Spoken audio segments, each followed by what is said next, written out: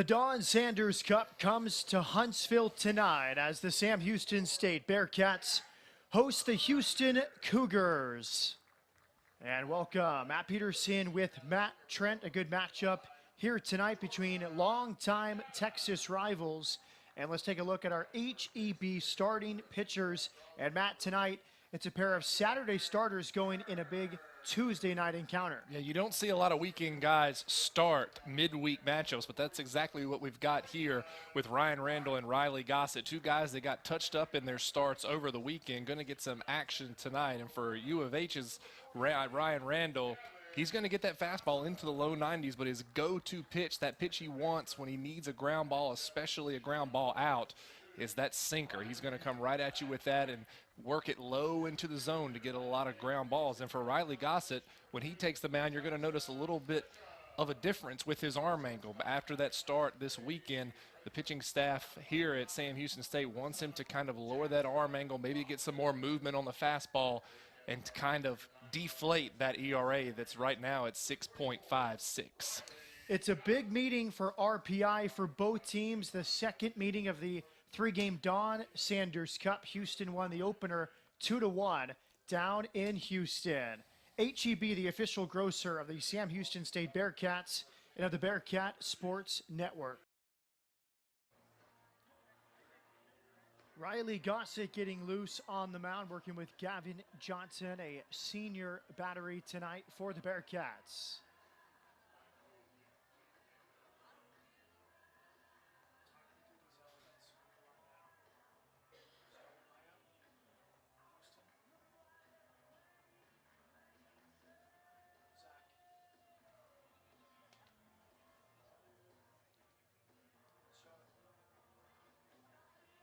And here's the starting lineup for Houston, a team that has struggled with the bats a little bit this year, but they do have power, Matt, led by Joe Davis, 13 homers, 39 runs batted in. So limiting base runner, I think, is a key for the Bearkats tonight. Yeah, you don't want anybody on the base paths when big first baseman Joe Davis comes up to the plate. Fifth in the country in home runs, is U of H's all-time leader in the long ball. So if he's going to go deep, you want nobody on the base pass. But when you've got Leo Lockhart and Ray Fuentes protecting him, that's kind of the murderer's row for this Cougar offense.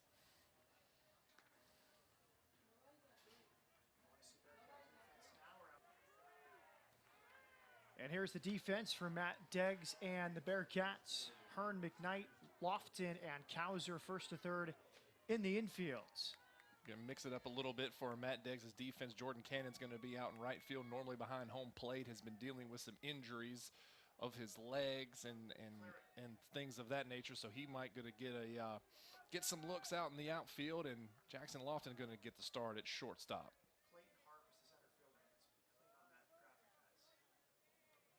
Here we go in the top of the first. Gossett's first pitch is right at the knees for a called strike. James Ainsworth, the home plate umpire. Jeff Beeman's at first. Brian Chin is at third.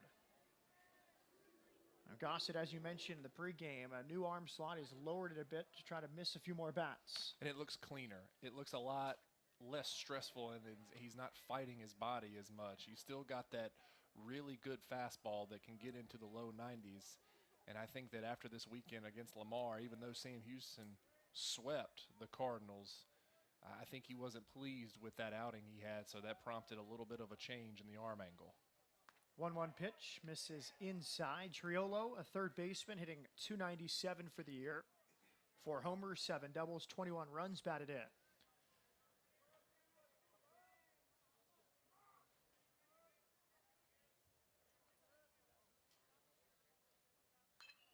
Fouls it off behind first. Triolo went to Lake Travis High School in Austin. A former teammate of a couple of Bearkats, Landon Osley and Brad Demko. Osley, typically the Tuesday night starter, started against Houston in a 2-1 Cougar win in the opening game of the Dawn Sanders Cup this year. But Gossett, a senior, given a big opportunity after a tough start on Saturday. Yeah, and when we were talking about lowering his arm angle, guys do that during the course of a season sometimes for a lot of different reasons, whether you want more movement on the fastball, whether you want to get your hand out in front so that breaking pitch is a little bit sharper and you can control it a little bit better, and sometimes it just feels better. And like we were talking about, Gossett sometimes is really over the top with that arm angle, so when you drop it down to that kind of low 3/4 angle, he's able to, like I said, get that hand out in front, and his control is a lot better as a result. Lined into deep left center and down for a hit. He's going to race towards second. The throw from Harp is not in time after a long battle. A leadoff double from Jared Triolo. And that's a good sign for me, even though that's a leadoff double. Everything that Gossett was throwing in that at-bat was at the knees or better, and he was really able to control that fastball. So it looks good early on, just kind of a cheap hit off the end of the bat there. A good start for the Cougars. Triolo, unanimous preseason All-American Athletic Conference. Also the #2 draft prospect in the American, according to D1Baseball.com. He's out at second. Now it's Lyle Lockhart Jr., the DH, in from the left side. Not bunting, and he takes a strike over the inside. This Cougars lineup is filled with a lot of high-level draft talent. You've got Lockhart here, and then right behind him, as we said in the open, big number 44, Joe Davis, who can put it out of any ballpark in college baseball. Gossett comes home and misses low.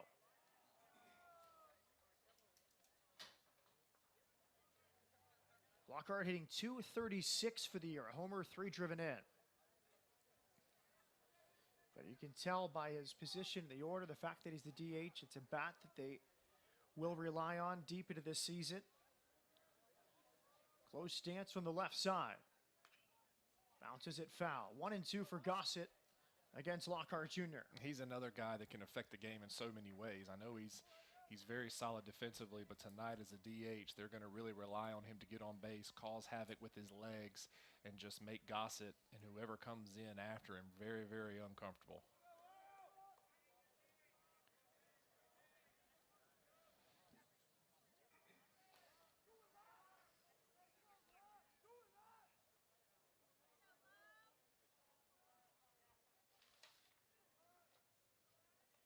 Here's the 1-2.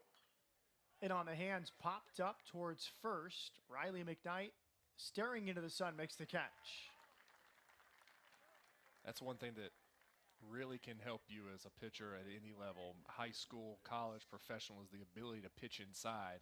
And I think Gossett hasn't been able to do that because his control has been so skeptical.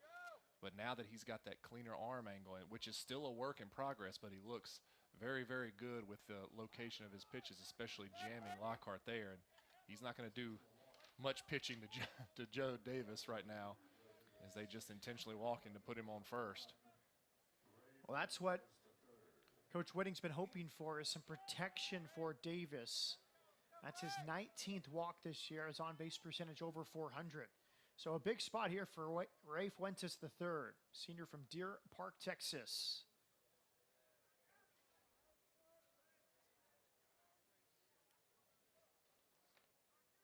Coach Whitting has sort of manipulated that lineup. He really wants to space out Triolo and Davis, but he also wants to keep the power towards the top of the order. Triolo with 4 homers, Davis with 13. This team with not the best team batting average, but a lot of power. So if you can get guys on base in bunches, hit a few through-run homers, you're going to win a lot of games. Yeah, you just want to set yourself up for the best possible scenario to score runs. Line to the opposite field, down for a base hit. Cannon's throw is up the line and sliding in with the game's first run is Triolo. 1-0 Houston here in the first. And as you were saying, that's what they want to do. They want to set themselves up for the best possible scenario that would allow them to score runs, whether it's a Joe Davis homer, but it starts at the top, like you said, Lockhart getting on, and he can affect the game in a lot of ways, especially on the base pass. And you're seeing it right now. When Houston gets a lot of guys on, they are very, very deadly. And that's the hard part for Gossett this season, a senior with a lot of expectation, but 40 hits allowed in 23 and a third innings coming in. Opponents hitting .377, as Coach Sirianni told us before the game. It's not as if he's getting smashed. It's just sort of a snowball effect where hits are falling in all over the yard. Yeah, and looking at the numbers, yes, he gives up a lot of hits, but he also doesn't give up a lot of walks. Just 5 walks and 23 in a third inning. So when they get on against Riley Gossett, they're earning their way on. And I think any pitching coach will tell you you'd rather have guys earn their way on than to give them a free pass.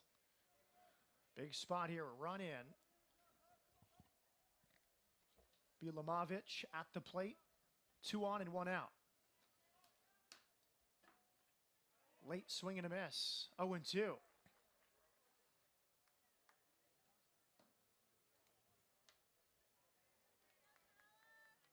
Center fielder hitting .233, couple homers, 9 driven in.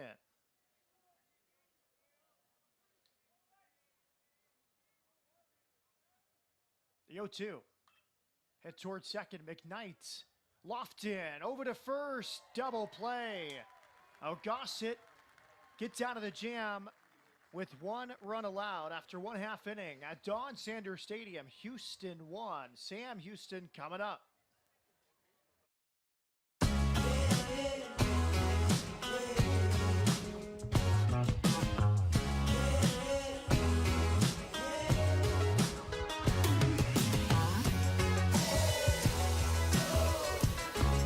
I've been an HEB truck driver for over 40 years and driven more than 3 million miles. I've seen a lot of wide open spaces and beautiful Texas places. It's the best job ever. All 700 of our friendly truck drivers are committed to getting fresh products to the store every single day. In fact, HEB drivers make more than 12,000 deliveries every week because Texas families need us, so we always deliver. This is the delivered fresh department at HEB. No store does more than my HEB.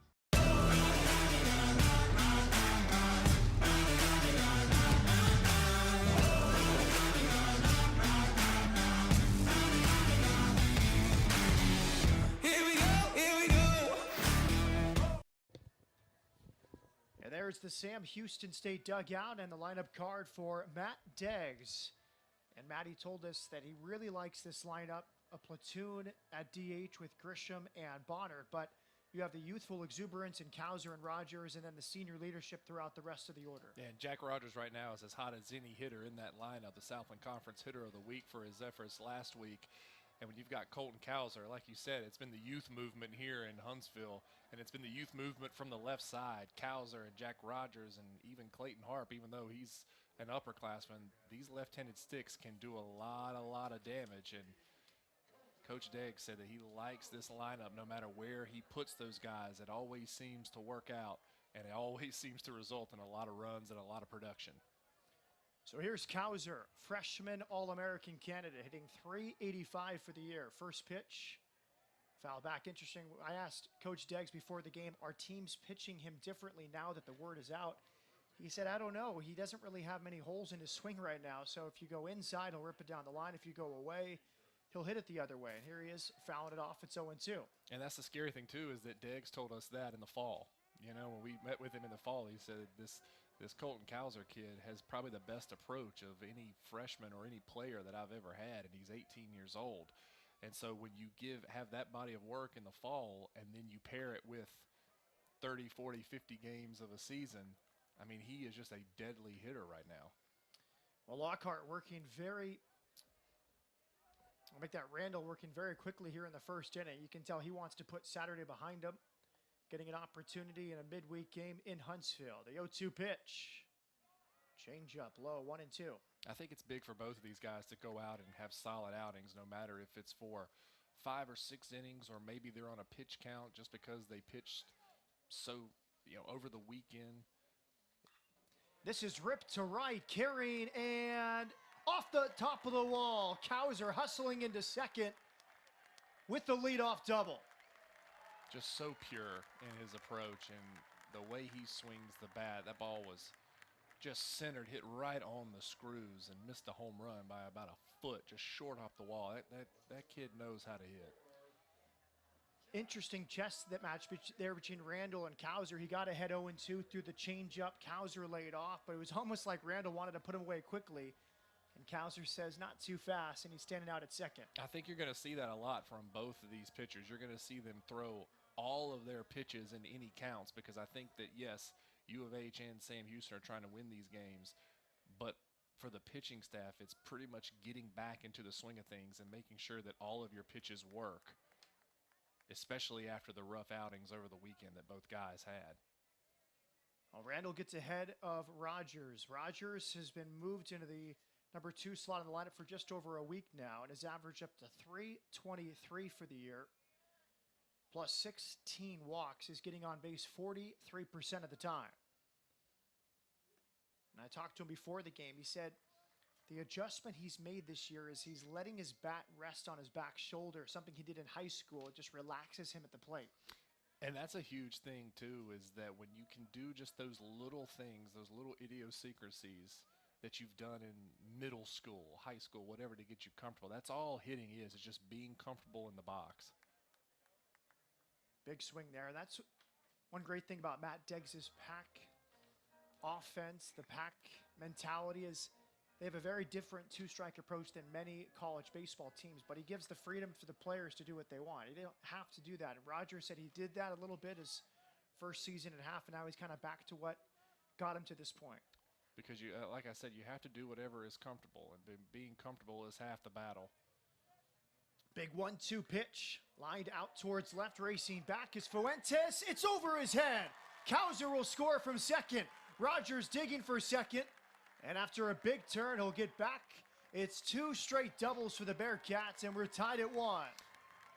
Rogers hit that ball on the screw, but I think the left fielder had him shaded a little bit towards the line and even a little bit shallow. I don't know what kind of the defensive alignment was there, but Rogers hit it hard, but I don't think off the bat it was hard enough to burn the left fielder.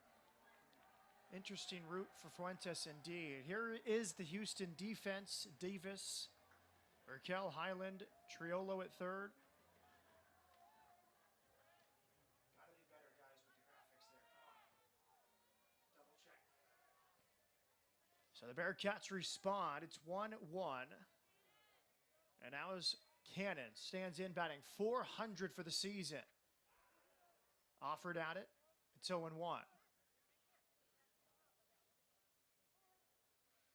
Looks as though those lower extremity injuries that he's been battling with for the past month or so look pretty good. Look to push bunt there, and they've got him starting on defense in right field. So it looks as anything that was nagging him looks to be either all the way healed or at least 90%. Yeah, it was the hip flexor. Talking with Deggs before the game today, because we were here last week when he was lifted for a pinch runner against Rice in the first inning. You can see what a big piece he is to this team, that they're managing him. He was able to play throughout the weekend at DH. Here he is bunting. A good bunt. Backspin stays fair, and the sacrifice is executed. Well, it was funny because last week against Rice, he drew a walk in his first at-bat, and he limped up the line after drawing that walk and was immediately pulled after that due to just a precaution. But now it looks as though he's pretty good. Got up the line good there on that push bunt. Well, the sacrifice is executed. Nice throw from the catcher, Lovelace. And there's Hunter Hearn. Hearn, a senior, with the points approved this season after he thought he might be drafted a season ago. Infield is back up the middle. It's up at the corners. Rogers off third, and a big swing from Hearn. It's 0-1. We've said it 1,000 times with Hunter Hearn. There's nobody that is locked in an at-bat and takes full advantage of every single at-bat that Hunter Hearn. You're going to see him come out of his shoes a lot, but it's kind of controlled chaos when he swings the bat. He wants to hurt that ball when it's in the strike zone. Randall starting for the 9th time this season, a 4.19 ERA. Always around the strike zone. Nice take from Hearn. It's 1-1. You can see the mixture in this lineup. Kauser and Rogers, underclassmen, and then all seniors until the shortstop, Lofton, batting 9th. And out to right, that will score a run. It's way in the alleyway, making the catch. Hearn gets the job done, a sacrifice fly, and it's 2-1 Bearcats. If there's anyone that embodies the role as a senior, it is Hunter Hearn. Didn't try and do too much there, got a little bit out in front on the off-speed pitch, but just stayed back, flipped his wrists, and got enough of the ball to fly it out for the sac fly. That's a veteran at bat. And here's Harp, and that's pack baseball. Back-to-back doubles, then a sacrifice bunt from your number 3 hitter, sacrifice fly from your cleanup hitter, and you have a 2-1 lead. Harp first pitch swinging, fouls it back. Harp comes in at .318 for the year, 3 homers, 24 batted in. But in my conversation with Rogers before the game, I said, do you think you and Kauser at the top of the order take some pressure off the seniors? Because those guys want to win. They want to close out their careers like they did as sophomores with the super regional or more. Now the youthful exuberance of the underclassmen might balance things out real nicely. And I think there's not a reliance on a power surge from Clayton Harp and Hunter Hearn as there were last year. You know, those were pretty much the big thumpers in last year's lineup. Now they've got Jack Rogers, and now they've got Kauser that can be looked upon to do a little bit more, maybe score those runs and hit it out of the ballpark when they need to, which, like you said, Clayton Harp and Hunter Hearn don't have to do everything now. They don't have to be the guys that are looked to do every single thing offensively. Base is empty, 2 outs, 2 runs in for the Bearcats. Good eye from Harp, who takes, and it's fun. I just think for the dugout, if you're a senior and you're watching Kauser and Rogers having fun, celebrating at second base, might loosen you just enough when you step in. Remember, it's a fun game. It loosens everybody up. Being excited about baseball is contagious. Swing and a miss. Nice pitch from Randall to retire Harp, but the Bearcats get 2 runs back, and we'll stay here for the mid-inning break.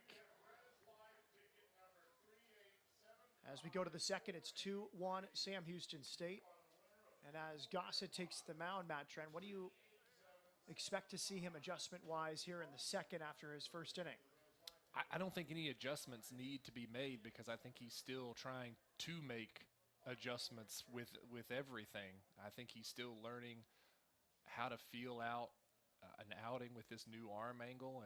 But in that first inning, everything looks pretty good. He's down. He's getting that downward motion with his arm and his body and pitching downhill, which has resulted in a lot of those fastballs, like I said, being at the knees or lower, which is great. You know, even Lockhart led off the game with a double. It was still off the bat, and it was still in the strike zone and low. And I think that's what's hurt Gossett over these past few outings, is that he's left a lot of balls up. And you know, it's Division I college baseball. Everybody can hit a 93-mile-an-hour fastball. Anybody can hit, you know, a low 90s fastball. So it's the ability to be able to locate and just make pitches. And I think he's done that in this first inning. And everything looks a lot cleaner. It looks a lot smoother. And he seems to be kind of doing a great job with this new arm angle. It's difficult. A freshman All-American a few years ago, and now trying to close out his career with his best possible season. And he's been humbled. 40 hits in 23 innings, and now trying to gut his way through this outing. His team gives him 2 runs, so that should help out the senior pitching with the lead. And pitching is all about feel, too. And I know, like you said, freshman All-American, he's had so much success, and here lately he's probably been thinking, I'm doing the exact same thing that I've been doing up to this point that's gotten me so much success. Why am I not getting the same results? Well, it might feel like you're doing the same thing, but his coaches and even maybe his teammates are looking at him and going, hey, something doesn't look right. And now that he's tinkered with his arm angle, I think he's starting to feel what it feels like to have success again. Here we go in the second. Highland takes outside for ball 1. Highland, Way, and Burkell for Houston here in the second inning. A double play ended the first. Fouled off. 1 ball, 1 strike. Kobe Highland from Spruce Grove, Alberta. Transfer from Iowa Western. Had a walk-off homer against Northwestern State on opening day this year. both these teams with a few walk-off wins this season. Lifted out to right, Cannon racing back. He is looking up. It is gone. Kobe Highland leads off the second with a solo shot, and we're tied at 2. Looks as though Gossett just hung him a changeup because it didn't look like he was totally all the way back on that swing. But again, when you get fooled, the key is just to keep your hands back, and he did it just enough to fly the ball out of the ballpark.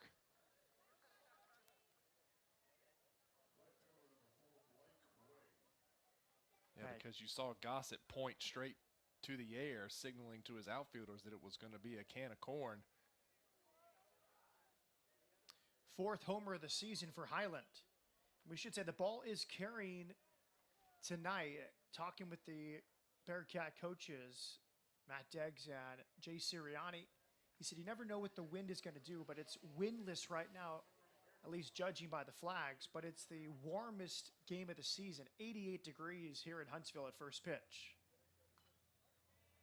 Yeah, the ball's going to be flying out just a little bit, and that's why in that last inning with Sam, the Jack Rogers double, that's why I didn't understand why the left fielder was playing so in, because on a night like tonight, ball's going to carry a little bit further. He was playing in. If you look at Sam Houston's outfielders, they're playing pretty standard straight up, even maybe a couple of them a little bit further back than they normally do. Blake Way at the plate, a junior, hitting .217 for the year. 2-2 the score. Houston with a run in the first and the second. The Bearcats scored twice in the first.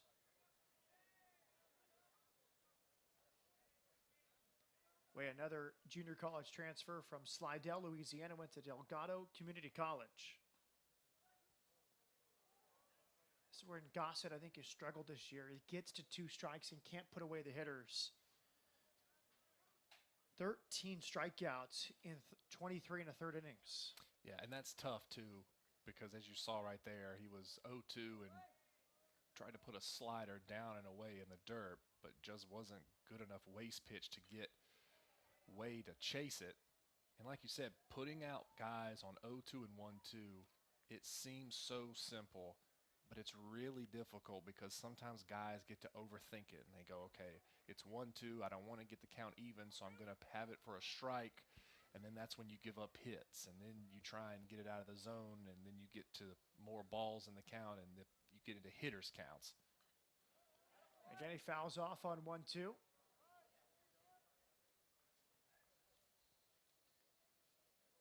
You know, when I was in college, my pitching coach always had a thing where if I gave up a 2-strike hit, no matter if it was 3-2 or 0-2, I had X amount of poles to run the next day. And you best believe once you give up a couple of 2-strike hits, it really starts to become a thing in your mind. Hammered to left and down for a hit. Bobbled by Rogers. Way will hustle into seconds.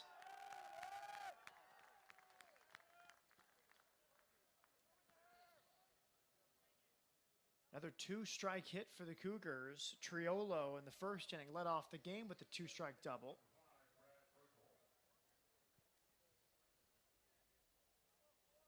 Now a man in scoring position for Burkle and a quick mound visit for Jay Sirianni, the Bearcat pitching coach.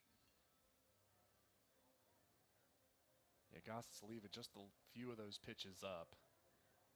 And the 2-strike hit there is probably obviously what prompted the mound visit, but you know, as pitchers, we like to see silver linings in every outing. You know, obviously he's given up 4 hits and 2 runs, but if I'm Coach Sirianni, I'm telling him, hey, you're living down.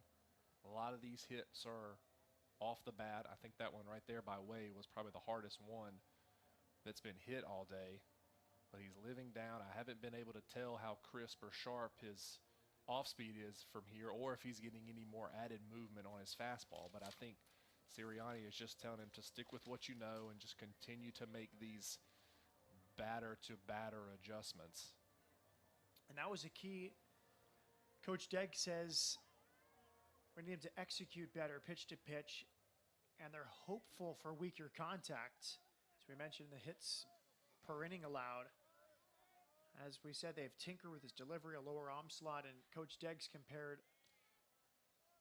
Gossett to Brad Peacock, who really changed his career by lowering his arm slot. It's amazing what it does.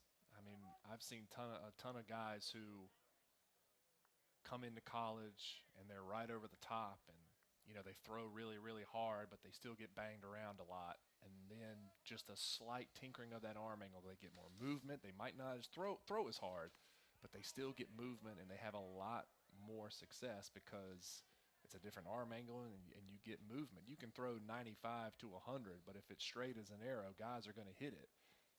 You see a lot of guys that throw 92, not low 90s, and they have a lot of movement, have more success than guys that throw mid to upper 90s. It's Brad Burkell standing in, hitting .235 for the year. Way leads from second after his double. Bunted, foul, picked up by Johnson.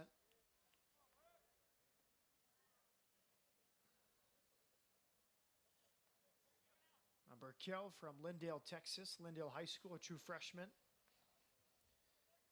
Has tabbed a impact freshman in the American by D1Baseball.com. He starts here tonight. Big spot here with a man on second and nobody out in the second. Late show of bunt. Bobbled by Johnson, and everybody will be safe. That one was spinning back towards home plate, and Johnson tried the bare hand. Yeah, when you get a high bounce like that, especially with the backspin that it had, that's a tough ball to play, especially when you try and play the bounce after the initial one. And I think that's exactly what happened there for Johnson. He just tried to grab it a little bit too soon, and the backspin spun away from him.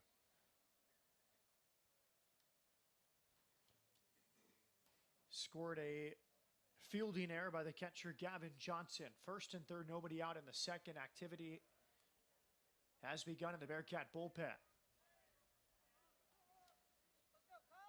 Kyle Lovelace, a sophomore catcher.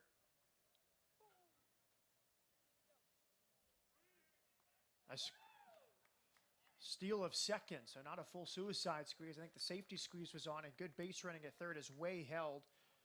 Burkell takes second base.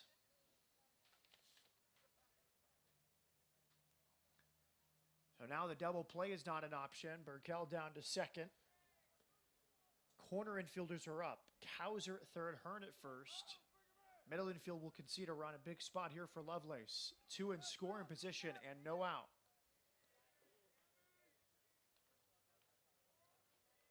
Outfield shifted towards right.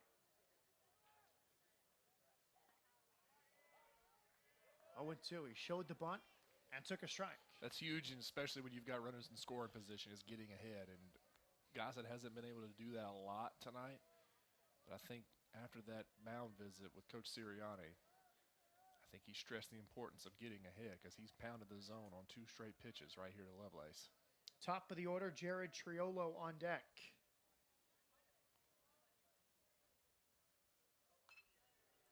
Out to center. That should score a run. Harp in left center.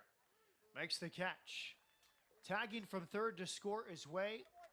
Burkell holds at second, and Houston back in front. 3-2 here in the second. Still a good pitch, but a better piece of hitting there by Lovelace to just get the ball elevated into the outfield for the sac fly.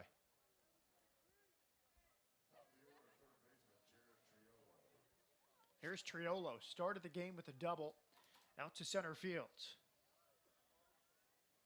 It's a slugging team, these Houston Cougars. A team batting average of .237, but their pitching's been good. They've allowed opponents to hit .238. Triolo chased a high one there. It's 0-1.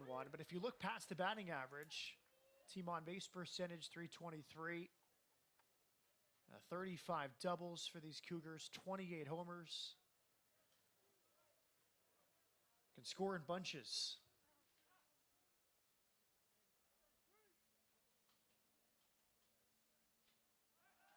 Pickoff play, close, but diving back in safely is Burkell.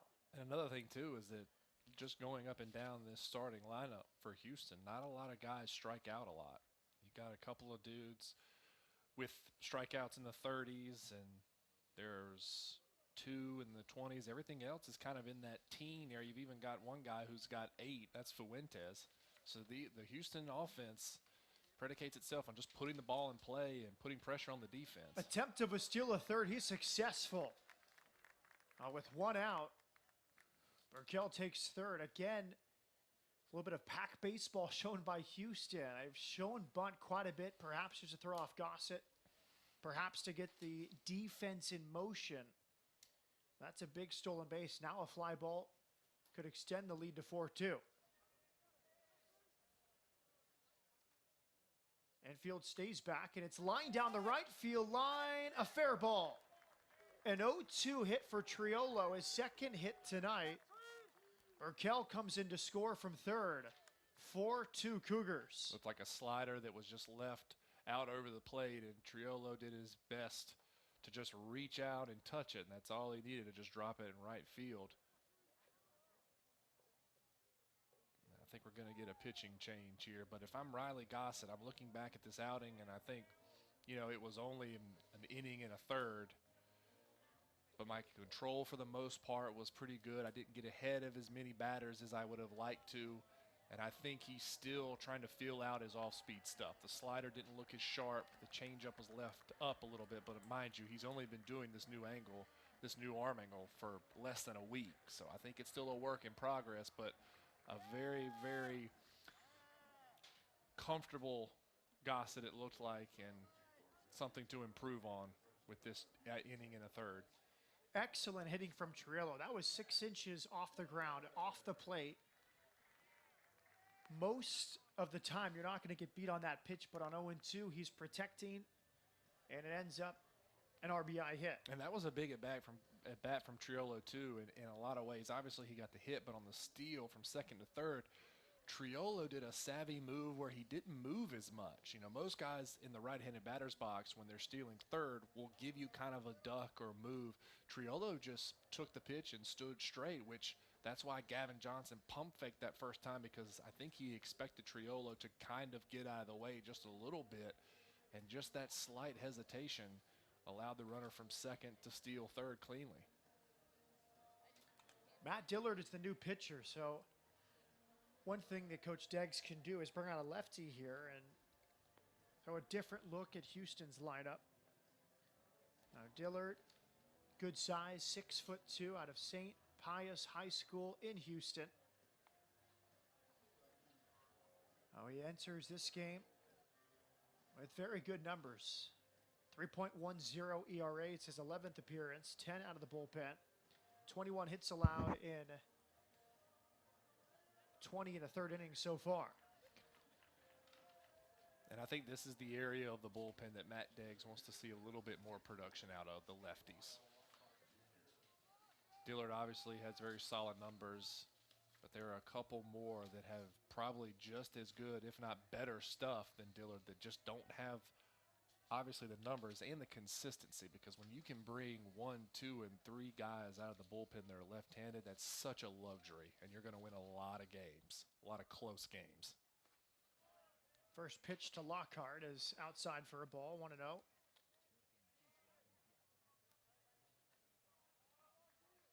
Lyle Lockhart from Friendswood, Texas.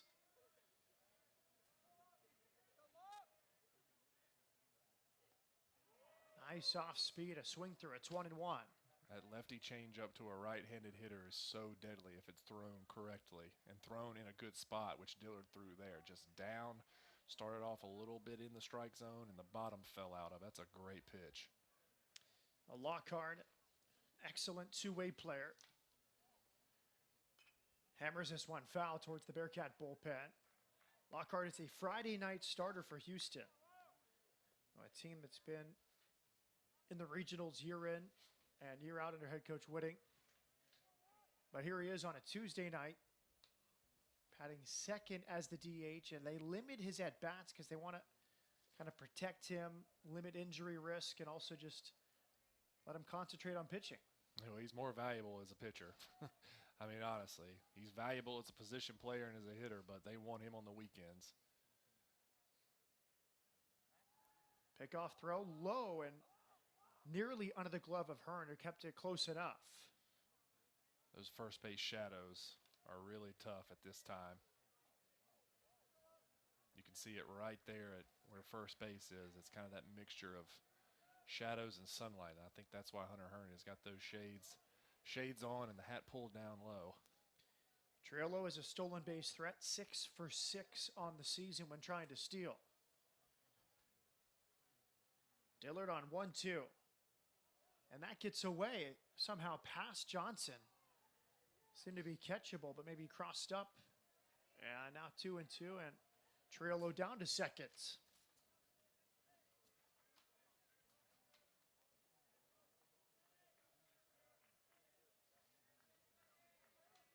Scored a wild pitch.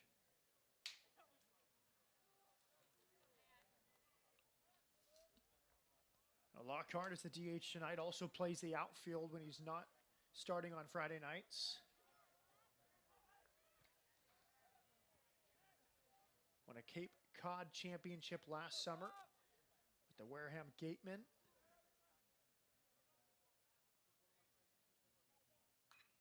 There's a line drive into left center field, a base hit.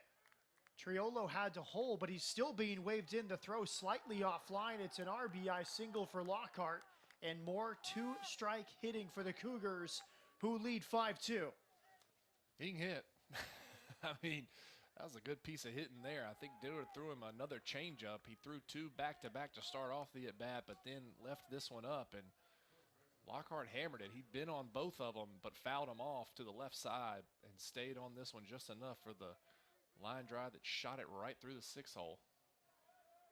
Now it's Joe Davis, was intentionally walked in the first inning, comes on with the man on first and 1 out. They appeal, he did swing. What a season Davis is having. .311 average, 13 homers, 39 driven in.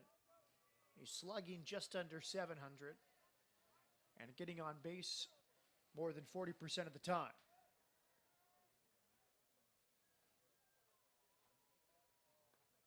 Nice pitch, 0-2.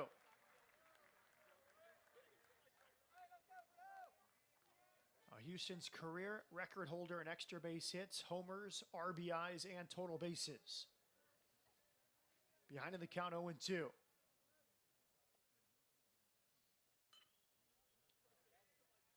Out in front, fouled off. I watched Joe Davis in batting practice today, and he put on a display of power to all fields. And that's what makes him so dangerous, is he can hit the ball out, obviously, but he can do it to any part of the ballpark. And numerous times I saw him just rifle a ball on a line right off the fence. Right on it, fouled it back. And he's just a strong kid, too. You look at him, and though he's big up top, he's got that slender waist and those high pocket guys, as they say, you know, the guys that have little waist but big legs, and he uses all of it when he puts it into his swing. Stays alive. Senior from Austin, Texas. Entered the season as the #2 college senior prospect by perfect game. So it's always tricky with seniors where they'll get drafted, how much signing money each club has, and how the budget works out. But safe to say someone's going to pick him in June. Stays alive. Because when you're a senior draftee, you have no leverage on the club. You're going to professional baseball. You don't have the luxury of using another year of school against the team. But I think that guys that are seniors that get picked really, really high, those are still really good baseball players. And I think Joe Davis is going to hear his name very, very early in this year's draft. Takes on 0-2. Bearkat employing a shift with 3 infielders on the left side of second. So the entire second base position is vacant with Hearn on first, holding on Lockhart. That nearly hits him. That's what you've got to do with him. Even though he's dead pull and they're playing him to shift, you've got to pitch him really inside to make him feel uncomfortable, make him move his feet.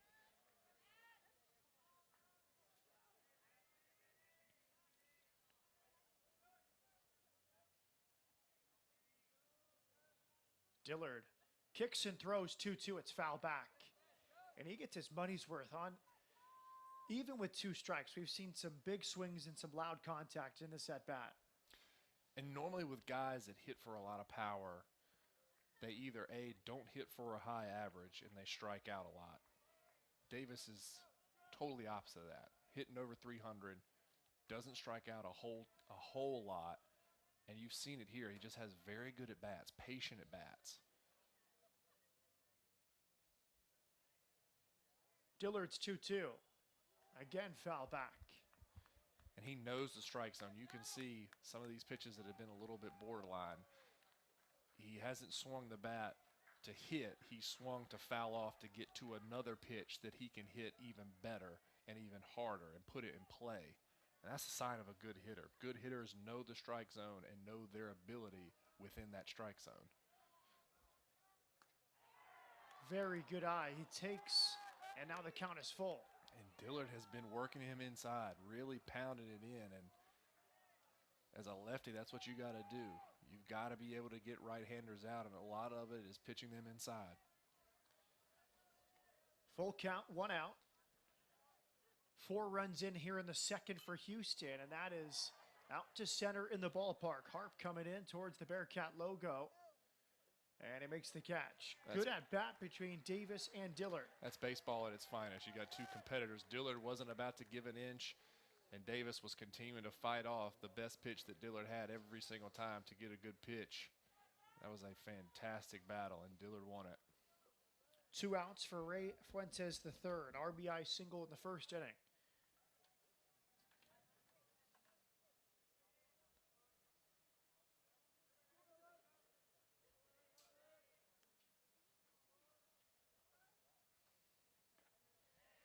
Just off the plate, 1-0. Fuentes 1 for 1 on today, but 0 for finding a good barber in Houston. Jeez. I mean, that's some hair. Those are some locks of love there.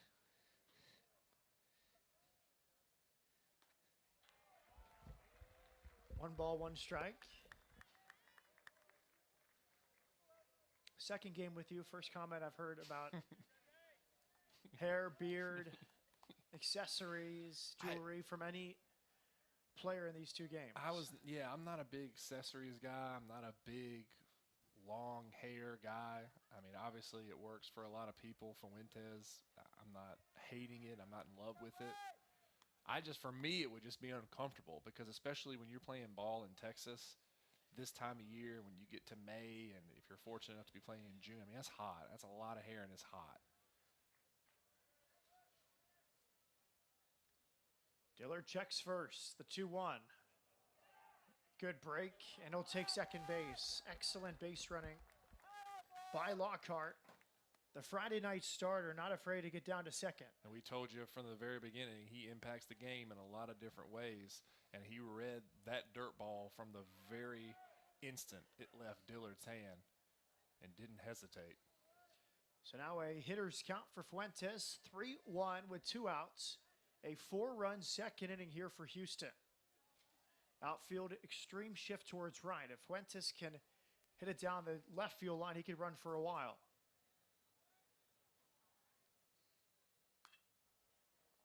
Sprays it foul.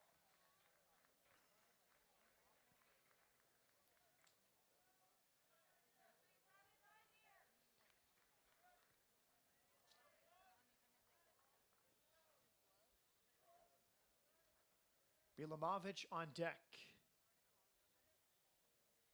He would be the 9th batter of the inning. It began with Kobe Highland. A leadoff homer here in the second.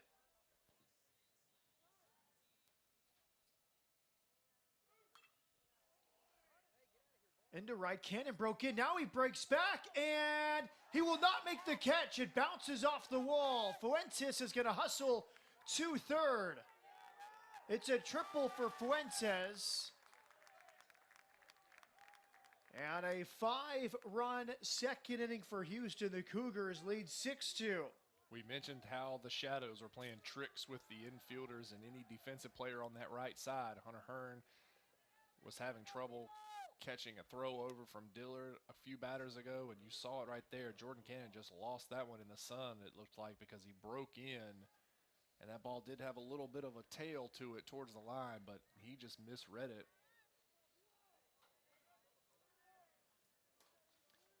Now 5 runs are in. And good block behind the plate from Johnson. Tyler Bilamovich hit into a double play that ended the first inning. Houston's been locked into the first 2 innings.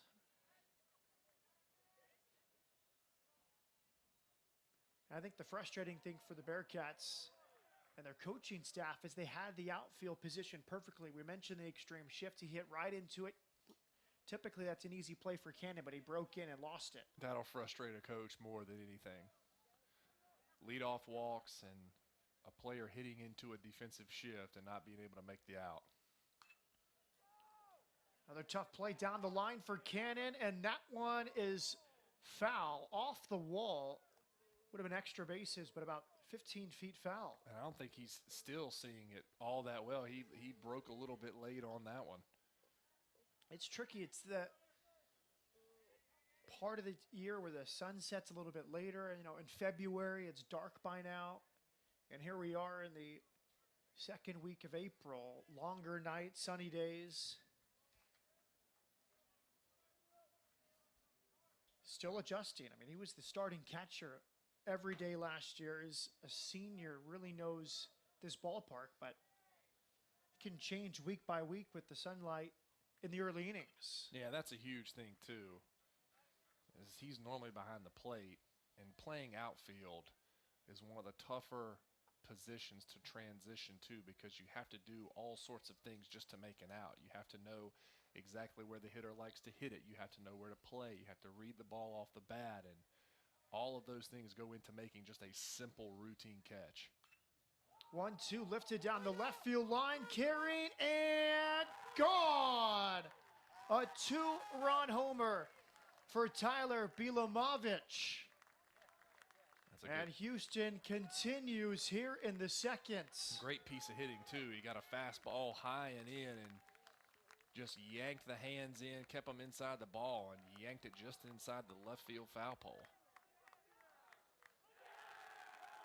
Big celebrations inside that Cougar dugout. They have done everything tonight with 2 strikes. Remarkable, Matt. It's only the second inning. Houston has not struck out, but it seems like nearly every hitter has faced a 2-strike situation, and the Bearcats have not been able to put them away. Because I think that the thing in the Houston dugout is Sam Houston's pitchers don't have a put-away pitch that they can beat you with. First pitch swinging lined out to short, and the inning is over, but not before the Cougars score 7 runs to the bottom of the second, 8-2 Houston.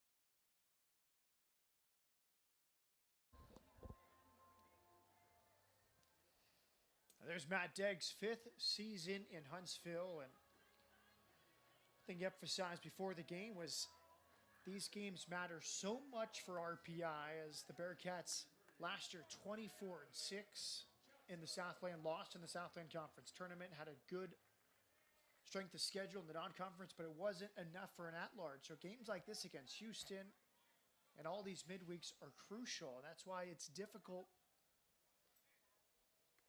to give too many guys opportunities. He would have loved to start Landon Osley tonight, an up-and-coming sophomore with a big arm and a bright future, but had to go with more of a known commodity in Riley Gossett, and so far it didn't work out tonight. No, and that's the thing with Sam Houston State is they have to schedule these games. They have to schedule the TCUs, the Techs of the world, because their conference is just not great from an RPI standpoint. Sam has run this conference pretty much the past 5 years, and it's pretty much the expectation to win it. So when you don't, when you have kind of those off years, you have to have a good fallback, and these midweek games. A good start to the Bearcats in their half of the second. Gavin Johnson, a single out to right center. Here's McKnight.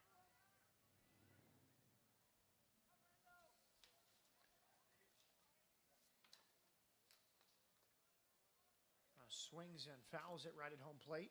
And Houston is kind of in that same boat, but they're not as bad as Sam Houston is in terms of their conference RPI. You know, the American Conference is probably one of the better baseball conferences in America. I mean, I would put it as top 5 because you look up and down, you've got Wichita State, ECU is top 25, Tulane will sneak up on you every once in a while, Central Florida. I mean, all these teams are historic powers in baseball, so if you get a series win or a sweep against a couple of those, that is better than, you know, Sam Houston getting a series sweep against a Lamar. So that's why the Bearcats have to schedule these huge games in the midweek, because they need them.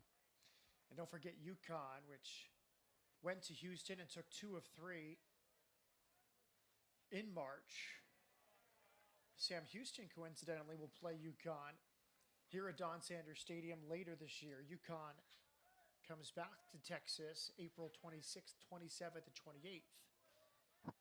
But Houston's record and their RPI reflective of their slow start to the season, but a lot of RPI helping games still left on the schedule for Houston.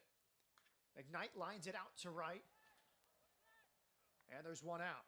Yeah, and like you were saying, I think in the beginning of the year when Houston took 2 of 3 from then number 24 Arizona, that was a huge game, and then they only lost to TCU a few days later by 4, and then only lost to number 23 A&M a few days after that by 1. So, I mean, even though it's a loss, Houston's still playing a really tough schedule midweek and out of conference. Here's Jackson Grisham, part of a platoon with Eric Bonner. A left-handed batter faces the right-handed starter, Ryan Randall. Now, Randall hit hard in the first inning by the Bearcats, gave up back-to-back doubles, but he did a good job of limiting the damage to 2 runs, and his offense responded with the 7 spot at the top of this inning. So the savvy senior knows that sometimes allowing 2 runs is a very good inning. Yeah, and he's done a great job, too, of making pitches when he needs to. He's done a great job of putting guys away on 2 strikes, something that Sam is still struggling with in this game. And he's controlled the game, and he's controlled the running game, too.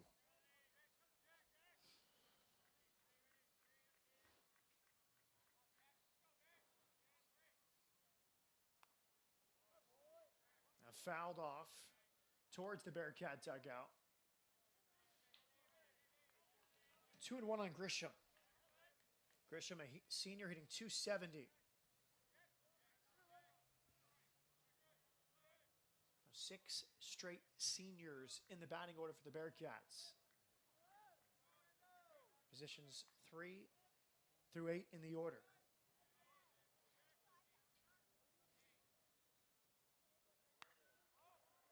And out to right, hit pretty well, way back at the warning track, will make the catch. A good route taken by Way, got around it, came back to the ball.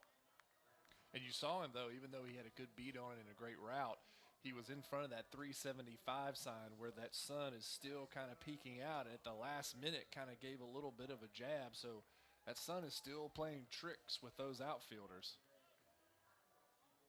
Here's Jackson Lofton, getting a lot of playing time as of late. Freshman out of Klein Collins High School. He and Diego Davila, former high school teammates, now battling for playing time at shortstop. Lofton fouls off the first pitch.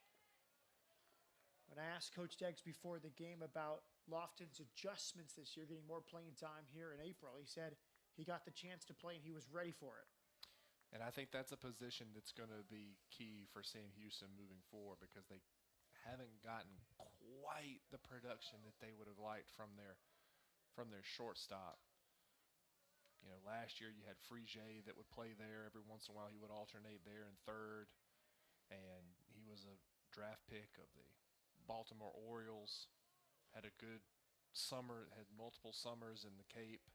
Played very well and was a huge production guy from an offensive standpoint and defensive, really. And I don't think that they've gotten quite that, which is tough, trying to replace a guy that gets drafted so high in the draft.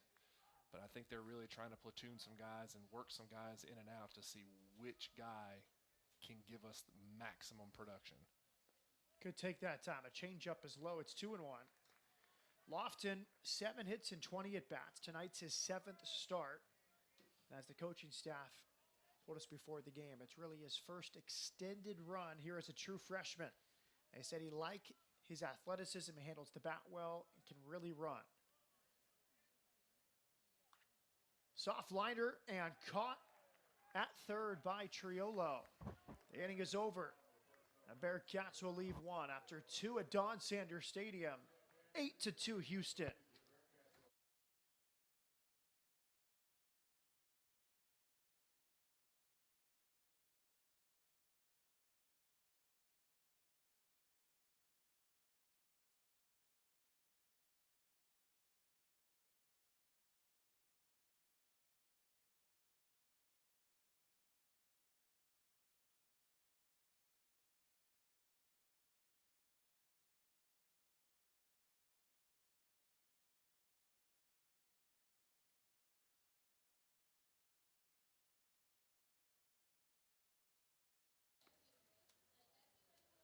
Welcome back, Don Sanders Stadium here in Huntsville, Texas.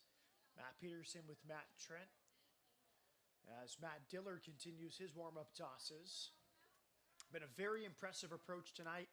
You know, 2 straight midweek opponents coming into Huntsville. Last week, it was Rice using a patient approach, drawing walks, taking advantage of some Sam Houston errors in a big win. Tonight, it's been Houston relentless with 2 strikes and an 8-2 lead as we go to the third. It's still a very patient approach, but it's been patiently aggressive. Houston has come out and really attacked every Sam Houston pitcher, and they've had a great feel for the strike zone, and I think that's been the key here. Is I think the only walk has been the Joe Davis intentional in the first, if I'm not mistaken.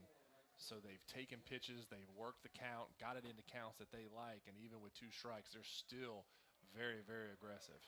Good changeup. And a swing and the miss from Blake Way, who doubled down the left field line. His first time up. Hit hard and past McKnight into shallow right field. Big turn, and Way will hold it first. And there's another makeable play for the Bearcats. Just hasn't gone their way defensively tonight. That was a makeable play, but that last hop at the very end, one of those in-between hops, and I don't think Riley McKnight expected that, especially on the turf. Scored a hit, 9 hits already for Houston. Nobody out in the third.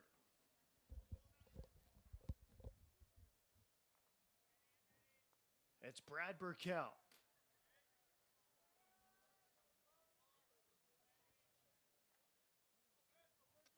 Laid down a sacrifice bunt that was mishandled by Gavin Johnson out in front of home plate as part of the 7-run rally last inning.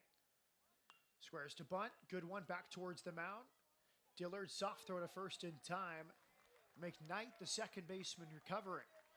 No sacrifice is executed. Way goes up to second. 1 out here in the third for Lovelace.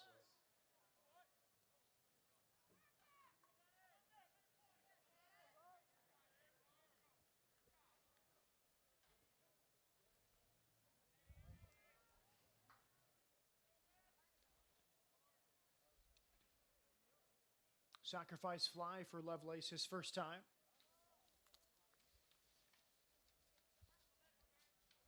Houston with the run in the first. Bearcats responded with 2 in the bottom of the first inning. 7 in the second for Houston. Dillard checks second and comes home. Bounce to short. Charging Lofton. Good throw to first. And Thomas came on as a pinch runner, is now standing on third base. Dillard's really settling in with that fastball and getting a lot more ground balls and a lot softer contact than we saw when he came in last inning. Really working like Riley Gossett was, honestly. The knees are better. Thomas, the pinch runner at third with 2 outs, and now it's Jared Triolo. Has looked very good his first 2 trips. Lays off the changeup at 1-0. He started the game after a long battle with Gossett, doubling to center. And then on 0-2, really personifying the Houston approach tonight, took a pitch 6 inches off the ground and off the plate and dumped it into right for an RBI single. Lays off that time, 2-0. I think when Coach Sirianni looks back at this, he's going to be not pleased, to say it lightly, about the 2-strike hits that they've given up, because a lot of these have been on pitches that were good pitches but not good on 0-2 and 1-2. I chase that one as we see another off-speed pitch from Dillard.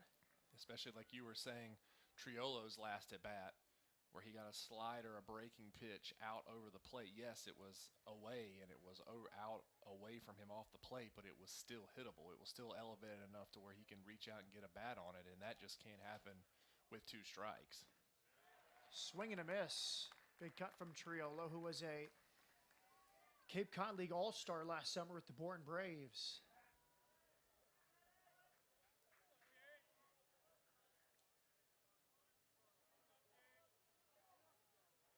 Dillard comes home. Swing and a miss. Triolo retired for the first time tonight, and Dillard leaves Thomas at third. To the last of the third in Huntsville. 8-2 Cougars. Whether we're ready for it or not, life happens. Sometimes it knocks us down. Sometimes it takes the legs right out from under us. And sometimes it tosses us a curveball. So for whatever life throws at you, you need to have a plan. When a major illness or injury happens, it's important to trust the region's proven leader in emergency care. CHI St. Luke's Health. Make your emergency plan today at planforit.org. My name is Mark, but around HEB, they call me the boss of the sauce. My job is to travel Texas, looking for the best salsas and sauces. After tasting lots of options, we want to try some new flavors. And that's how Mark's Good Stuff got started. These are unique products with delicious ingredients. They're inspired by Texas taste and everything I loved about growing up around here. Like this salsa, named for my old high school football number. This is the Taste of Texas department at HEB. No store does more than my HEB. Welcome back, Don Sanders Stadium in Huntsville. Matt Peterson and Matt Trent with you. It's 8-2 Houston. The Cougars with 7 runs in the second inning for a commanding lead. Now the top of the order for the Bearcats, and they looked very good in the first inning against Ryan Randall. Kauser and Rogers both double. Here's where you make your money, too. Second time through the lineup. Guys have already seen him once, pretty much seen whatever he has and can throw them. So if we're going to get an offensive explosion here by Sam, it should be this inning.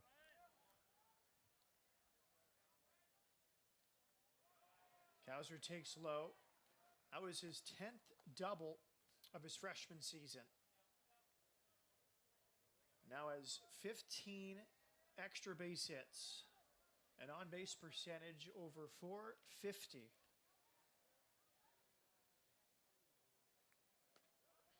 Good pitch over the outside, 1-2. I'm not a big analytics guy, but I would love to see the breakdown of how many balls, not just the hits that Kauser's had this season, but how many times he's made contact and it's been the opposite way that has resulted in a hit or an RBI, because his approach is so mature. He has no problem with going the other way, which is very unusual for a freshman. A lot of freshmen come in pull heavy. Their approach is not that great. But Colton Cowser just operates on a different level than most freshmen, than most upperclassmen, really. Great understanding of the strike zone, lays off that changeup. The count is full. And we've seen teams stay away from him, even on 2-0, and he'll just simply flick the wrist and slap it between third and short. We've seen teams try to pitch in. He'll rip it down the right field line for extra bases. That's bounced up the middle. Nice job by Burkell to stay with it, and Cowser retired. But even that pitch, which was a little bit away from him, he still tried to pull it. Maybe got a little bit too anxious, but he still hit it hard, and he runs so well too. I think that's a huge part of his game that's maybe overlooked, is that yes, he hits for power and he can go gap to gap, but when he puts the ball in play on a simple ground ball like that, his wheels make him a huge threat. Here's Rogers. Doubled home Cowser in the first inning. Swing and a miss. Big rip from Rogers. He's another one that doesn't get cheated. He is all gas, no brakes most of the time, and you saw it on that cut. His double in the first, his 13th of the year. He leads the Bearcats in 2 base hits. Hits this out to left. That's got a chance. And it is gone! Like his walk-off in Game 1 on Saturday night, Rogers to the opposite fields. A solo shot. Just like his first hit of the game, goes opposite field. This time it was an oppo taco, as they like to say, the opposite field home run. And I think, honestly, just looking from his swing, he might have gotten jammed a little bit. Might have just fisted that one and muscled that one out of the ballpark.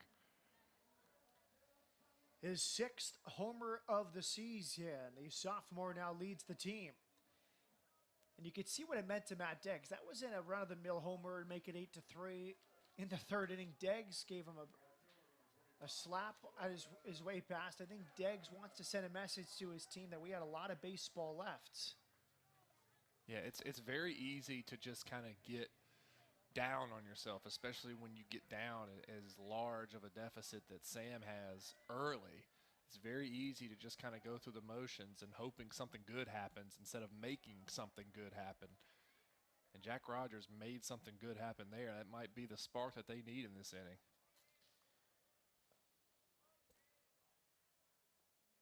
That's in the dirt. It was a doubleheader against Lamar on Saturday night.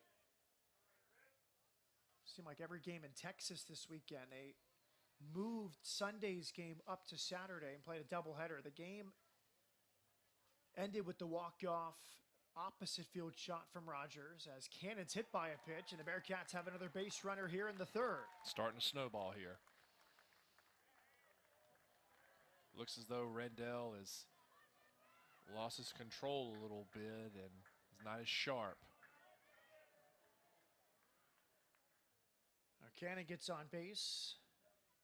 Had to sacrifice his first time up. Cannon nearly at .500 for the year in terms of on-base percentage. Took it right on the ribs. Earn a sacrifice fly his first time up. Jordan Cannon must feel like he's playing the literal game of operation. He gets hit in the ribs. He's got the hip flexor that he's trying to get healed, his legs. He has been through the gauntlet.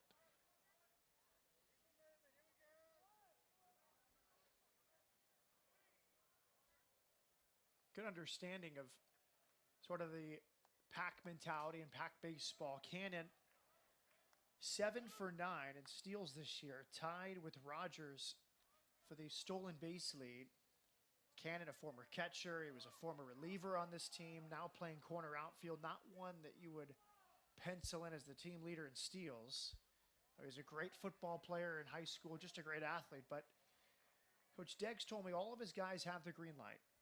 Sometimes it comes from Deggs, sometimes it comes from the players themselves, but as you play in this team for years, and Cannon's now a senior, you get more aggressive, you learn when to go, you learn when to take more chances. Yeah, Matt Deggs will always tell you that they're only as good as the weakest guy in the pack.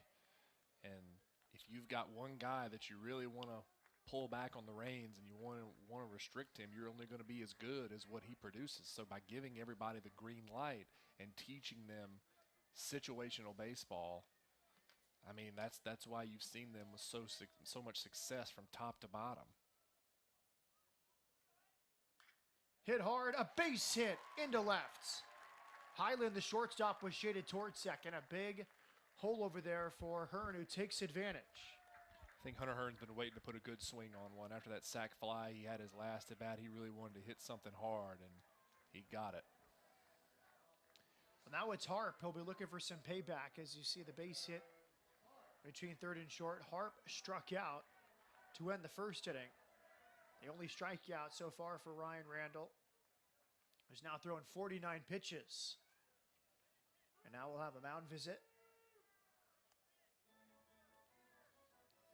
Activity in the Houston bullpen. A lefty's getting up and loose.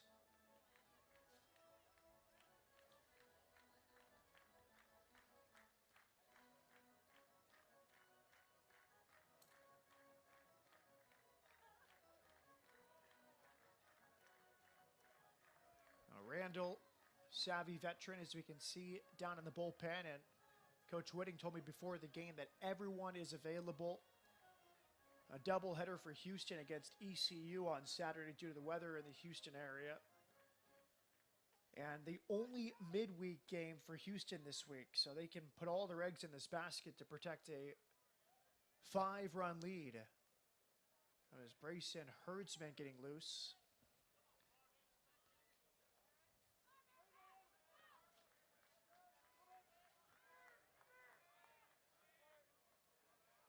Harp at the plate. Cannon's at second, Hearns at first. A senior portion of this Bearkat batting order. 1 run in, Bearcats looking for more. Down 8-3 in the middle game of the Don Sanders Cup. Fouled off 0-1.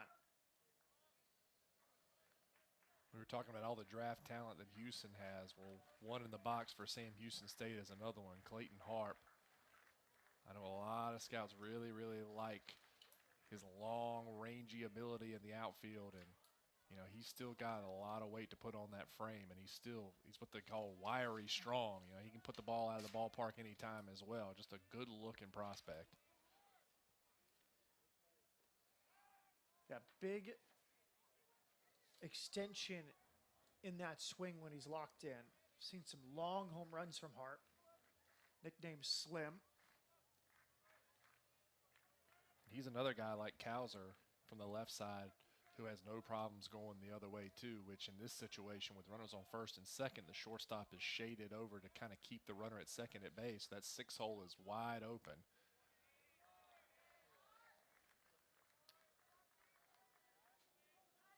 So take us through the mentality right now of Ryan Randall, the senior pitching with the 5-run lead.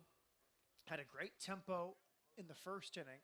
Has slowed down with runners on base. You think it's him trying to take some of the life out of the Bearcat dugout and the guys in the batter's box? I think he's trying to do too much. I think he's trying to do exactly what you're saying. Take the life out of the Bearcat dugout, and I think he's trying to make pitches that he's not capable of making at this point in the game. And I think right now he just needs to focus on throwing strikes because these last 2 hitters he's gotten behind and they've gotten in hitters counts. I think for him right now is just to kind of get ahead 1 and then slowly start to expand the zone because that's what he's done the first 2 innings and it's worked to a T. So I think he just needs to get back to that.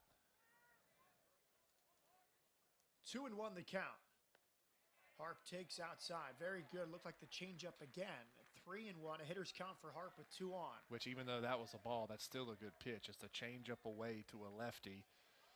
Maybe wanting him to fight it down into the dirt and get a ground ball, maybe get out of the inning with runners at first and second. We'll see Harp's approach here in a hitter's count. Bearcats with a run in, looking for more. Randall kicks and looks back to second. Randall has role has grown slowly but surely. Pitched Sundays last year for Houston, is now the Saturday starter, trying to bounce back after a tough outing against ECU 3 days ago. Senior from Aliso Viejo, California, and transfer from Orange Coast College, a very good junior college program in Southern California. I think you go breaking ball right here to Hart. No. Man, a 5-run lead, and he doesn't challenge him on 3-1. Are you surprised by that? Yeah, because especially with a guy when you're having problems with control, whether you be up or down or horizontal with your misses, sometimes getting a breaking ball over because you have to get out in front of a breaking ball to really get the tight spin and get it into the zone. That helps your fastball command too, because it makes yourself really get out in front of the ball and really get that downhill motion on your fastball. And especially in a 3-1 count, every hitter is looking fastball. And if you can throw it for a strike, that gets you back to 3-2 and maybe puts it into the hitter's mind that he can throw all those pitches for strikes, especially when he's behind in the count. Now, Brayson Herdsman is the new pitcher coming out of the bullpen. And Ryan Randall will go 2 1/3 innings. Now, Herdsman coming on out of the pen.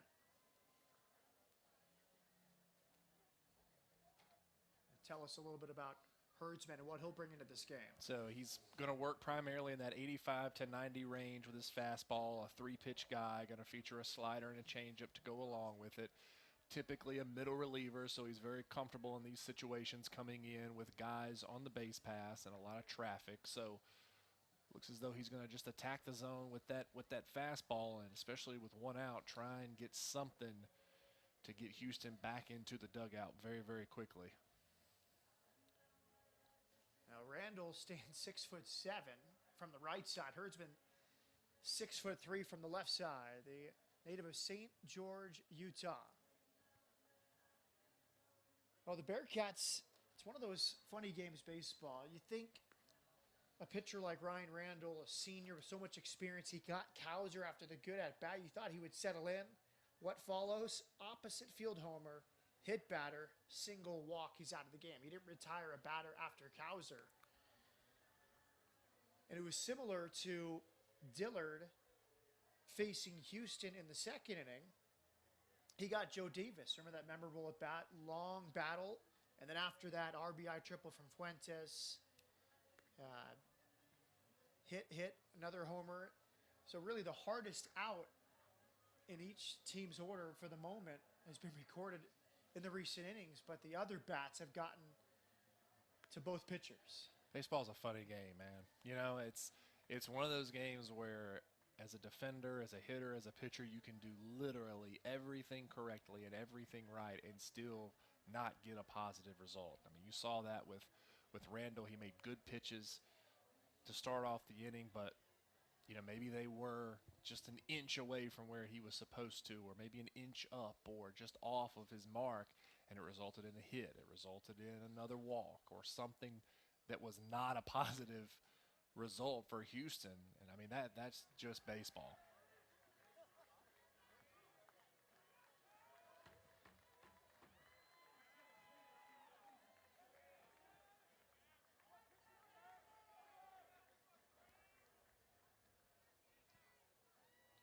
Oh, it's Johnson against Herdsman, lefty on lefty.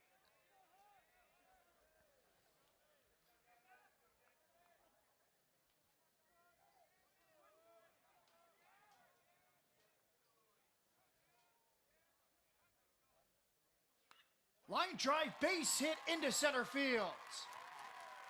The throw will be cut off and short, diving back in safely is Harp. It's a 2-run single, and the Bearcats have cut into the deficit. It's now 8-5 Houston.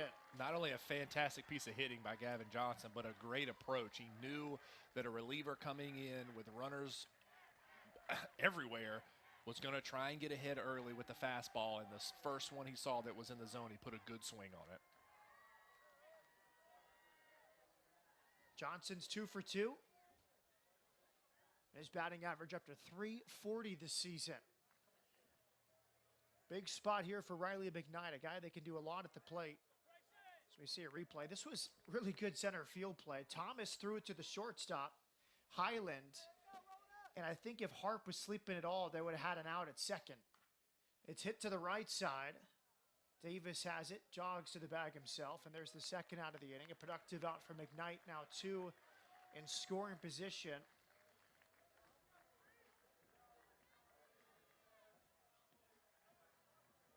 And we'll see if they let Grisham hit. Coach Deggs before the game said it's been the righty-lefty platoon, but Grisham gets an opportunity now, lefty on lefty.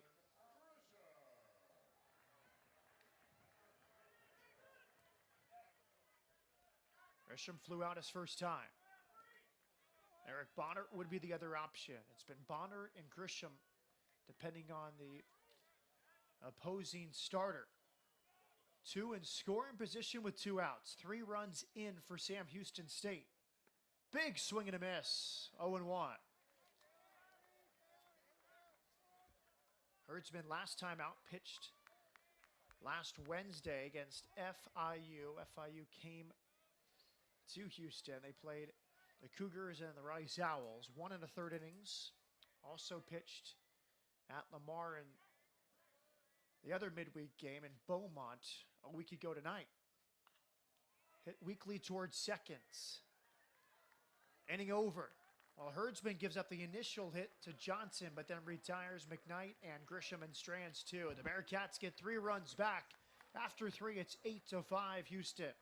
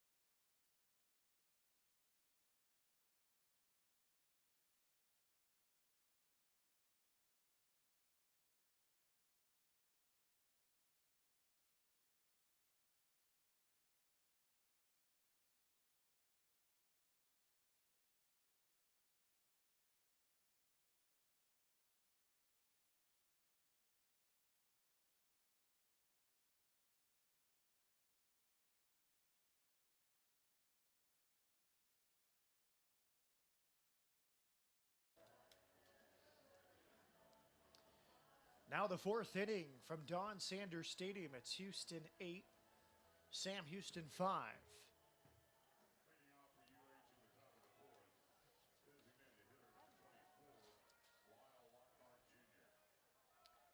Lockhart, Davis, and Fuentes due up in the 4th. We need a shutdown inning here for Dillard. He needs to throw a 0 up on the board and get his Bearcats back into the dugout to continue swinging the hot stick, because this is what the problem was, remember, last week against Rice, when scored all those runs and pitched it very well, but didn't pitch it well enough to put up zeros, and that's ended up what hurting them in that loss last week against Rice midweek. Well, he did just that last inning, throwing up a 0, and his team responded with 3 runs in the bottom half to make it an 8-5 game.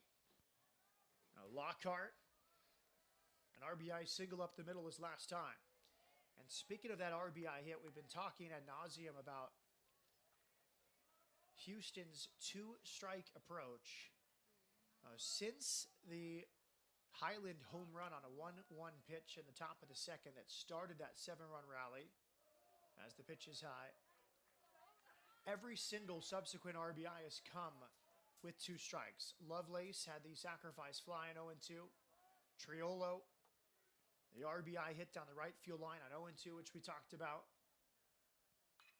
This is hit to left.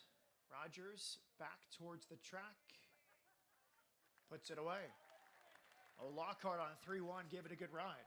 That's huge to get him, not only the leadoff guy out, but especially Lockhart off the bases.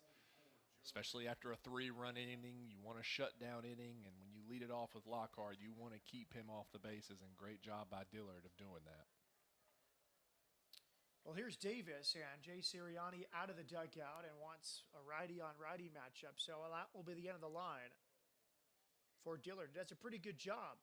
2 innings, 4 hits, 3 runs, but as we like to say in college baseball, especially midweek, he kept his team in the game.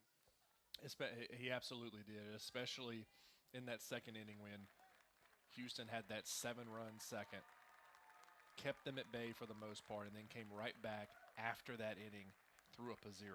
And I think even here, just getting Lockhart off the base so a reliever doesn't have to come in with an inherited runner, especially one that has the potential to steal and cause havoc on the base pass. That's a great job by Dillard coming in and doing his job.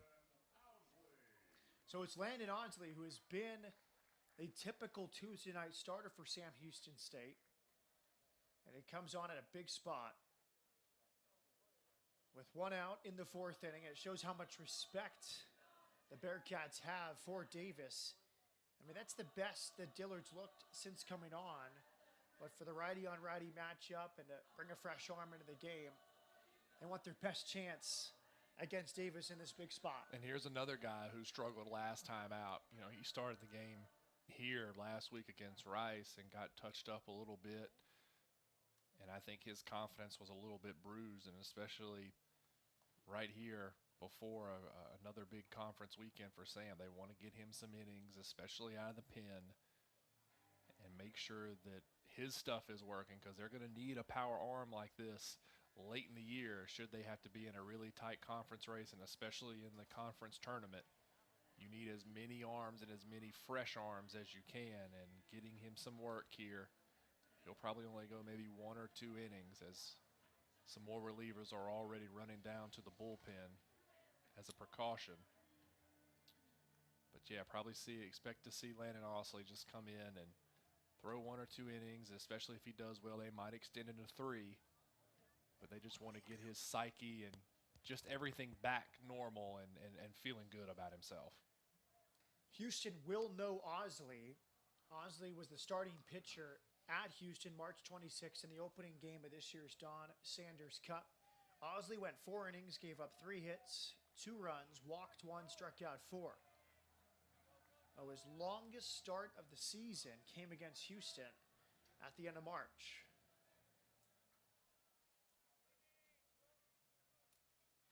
Here he faces Joe Davis. Davis has been intentionally walked and flown out to center. Good fastball outside, 1-0. Also, he's going to work probably in that upper 80s. He'll get into the low 90s every once in a while, but the main thing with him is control. 2 balls and no strikes.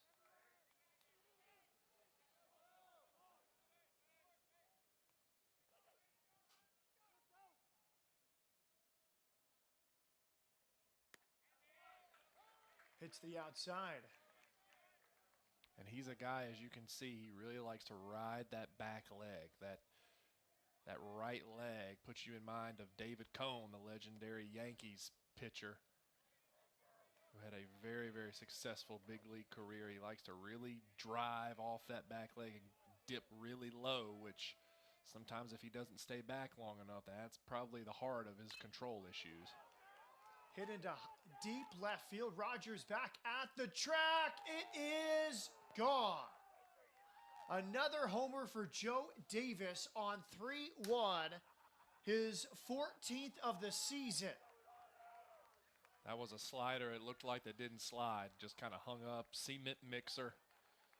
And Joe Davis got all of it. And I think he knew it right off the bat, too. Houston's all-time leader in many offensive categories, and they have that tradition after a home run.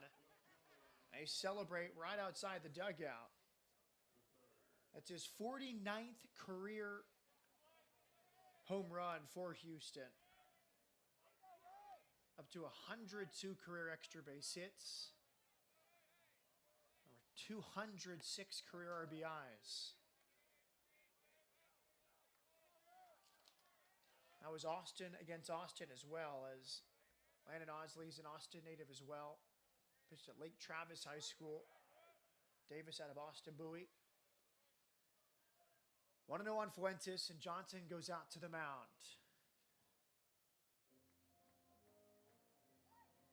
Now the first RBI in a while for Houston that did not come with 2 strikes. A 3-1, and Davis was ready for it.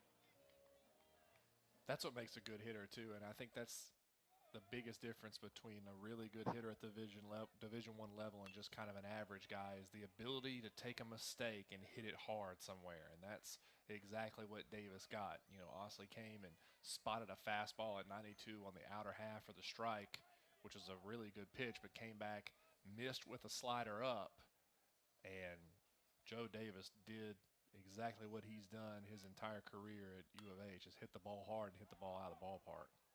Lofton spinning and Great throwing play. in time. Fuentes dove for first. Nice play from the true freshman shortstop, Jackson Lofton. And great play on the back end of that by Hunter Hearn, stretching to his glove side, but still keeping the foot on the base. Athletic move all around. Now Fuentes retired for the first time tonight. RBI single in the first, RBI triple in the second.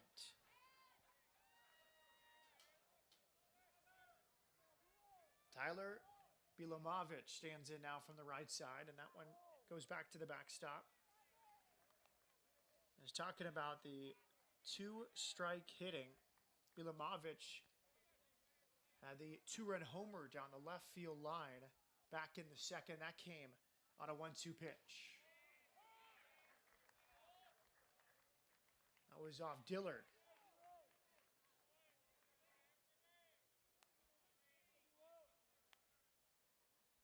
Now 3 homers tonight for Houston. Highland to start the second, Bilomovich later in the inning, and then Davis here in the fourth.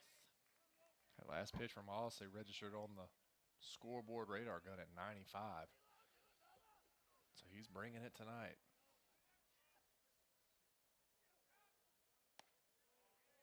Another Upon 95. 2-2.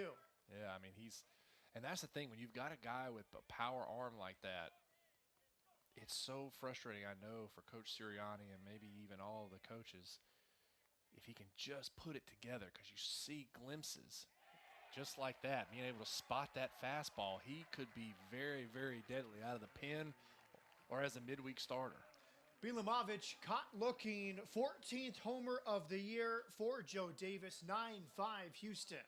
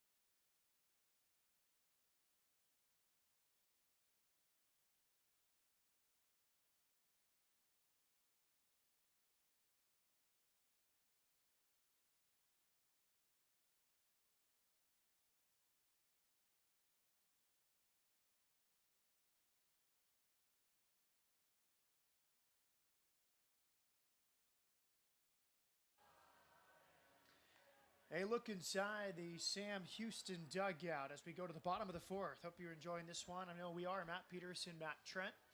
2 straight midweek games here in Huntsville, and both high scoring. Last week, Rice and Sam Houston. Tonight, it's Houston and the Bearkats. And it's pretty much been, both of these games have been pretty much in the same mold. Relief pitchers coming in after rocky starts by the starters, and one team's relievers throw up zeros and the other team's relievers throw up homers. I mean, it's kind of in that same mold we had last week against Rice. Now it's Jackson Lofton standing in. Takes ball one outside. Had a nice play in the top half. And I liked, they say the best shortstops have a clock. And he put a little bit under that throw. He knew he had enough time to take a little bit off and have an accurate throw to first. And he's got soft hands, too, which is always critical being an infielder, especially a middle infielder. And like you said, as soon as that ball touched his glove, he was already working on the transfer and just throwing it over to first. Squares to bunt. Couldn't connect. It's 1-2. Now Brayson Herdsman, the lefty, came on, gave up a 2-run single, but then got the next 2 outs to end the 3rd. He's back out there for the 4th. A 1-2 count on Lofton, the top of the order, and Kauser on deck. Lofton down on strikes late on the fastball. It's like Herdsman's got some late movement because that was 87 right over the heart of the plate. And Lofton just couldn't catch up. Looks like that lefty's got some tail to that fastball. Yeah, it's that classic, you're a tall lefty, it gets on you faster. It's a hard 87. Right. It's a sneaky 87 too, because lefties just have that. I don't know what it is, and I don't think anyone that has ever played baseball can exactly pinpoint, but lefties just have a different movement to their fastball. It's, you know, a gravitational thing. I can't tell you, but lefties just always have a little bit more kind of oomph behind their ball in terms of movement, and it looks like Herdsman's got that because he's so deliberate with his mechanics. He's kind of short and snaps it right at the end, so that 87 looks like 97 because it gets on you so quick. Kauser doubled and scored in the 1st, grounded out to second base after a long battle with the starter Ryan Randall. 9-5 Houston. The difference in this game right now is the 7-run second inning for the Cougars. Good pitch. Kauser down on strikes. That's so tough. Lefty on lefty, and you get an off-speed pitch down and away that starts middle away, and then it just ends up in the other batter's box. I mean, that's tough to lay off. This might be the hottest man in the Bearkat order at the moment. Jack Rogers, the sophomore. 2 hits tonight, both to the opposite field, both for extra bases, a double and a homer. Takes low. Working on the cycle. Just needs a double and a single. Just lay a bunt down, get the single out of the way, and then it's already the 4th inning. You might have 2, maybe even 3 more bats, depending on how quickly the offense goes through the next time up. Rogers, one of 5 current Bearcats from Klein Collins High School, just outside Houston. His former head coach, John Griffin, told me about Rogers and kind of the pathway from Klein Collins to Huntsville. Jack Rogers, Nick Mikolajczyk, 36-4 combined as upperclassmen at Klein Collins. Mikolajczyk was the #1 starter his senior year. Rogers on the mound was the #3 starter.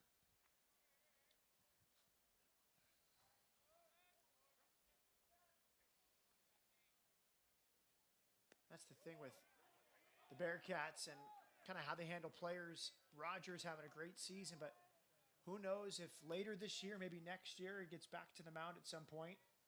We've seen Cannon be a reliever and then the starting catcher, and now right fielder hitting 400. It all depends. It all depends on a lot of different variables, but I mean, I think Coach Deggs is very happy with his position with a bat in his hand. Remember, Blake Chisholm became a late It's inning true. relief option after That's playing true. mostly first base last year. That's true. 3-2 pitch to Rogers. Swing and a miss. What an inning out of the bullpen from Brayson Herdsman. He strikes out the side. Lofton, Kauser, and Rogers. Through 4, it's 9-5 Houston. Rediscover history. Picture yourself in Huntsville, Texas, where a warm welcome awaits.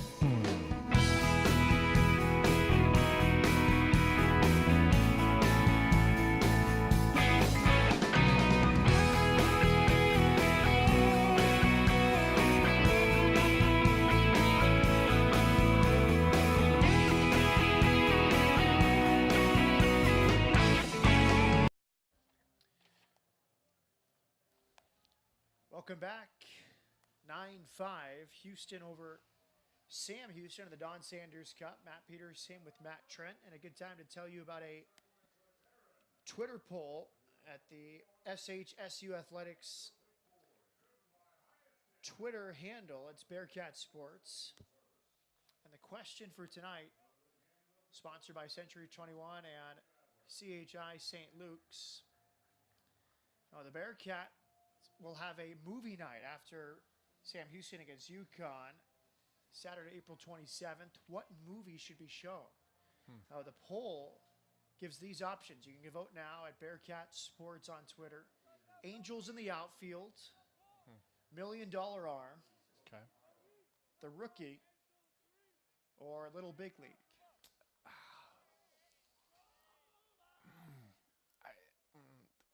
Tough, but I don't think it's as tough as it could be. I need, I need some Bull Durham in there.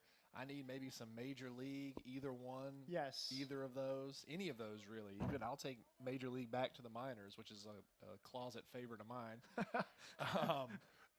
Field of Dreams. How's Field of Dreams not on there? Yeah, I don't want to paint with the broad brush, but I feel like a younger person may have picked these movies. 2-0 pitches high, taken by Highland, who is homered and lined out. It's Landon Osley back to the mound. Again, the options: Angels in the Outfield, $1 Million Arm, The Rookie, and Little Big League. Mr. 3000, the one with Bernie Mac, is always a good one too. That one should have been in there for the younger crowd. Like the younger, this generation knows Bernie Mac, I feel like. Maybe. It's a 4-pitch walk drawn by Highland.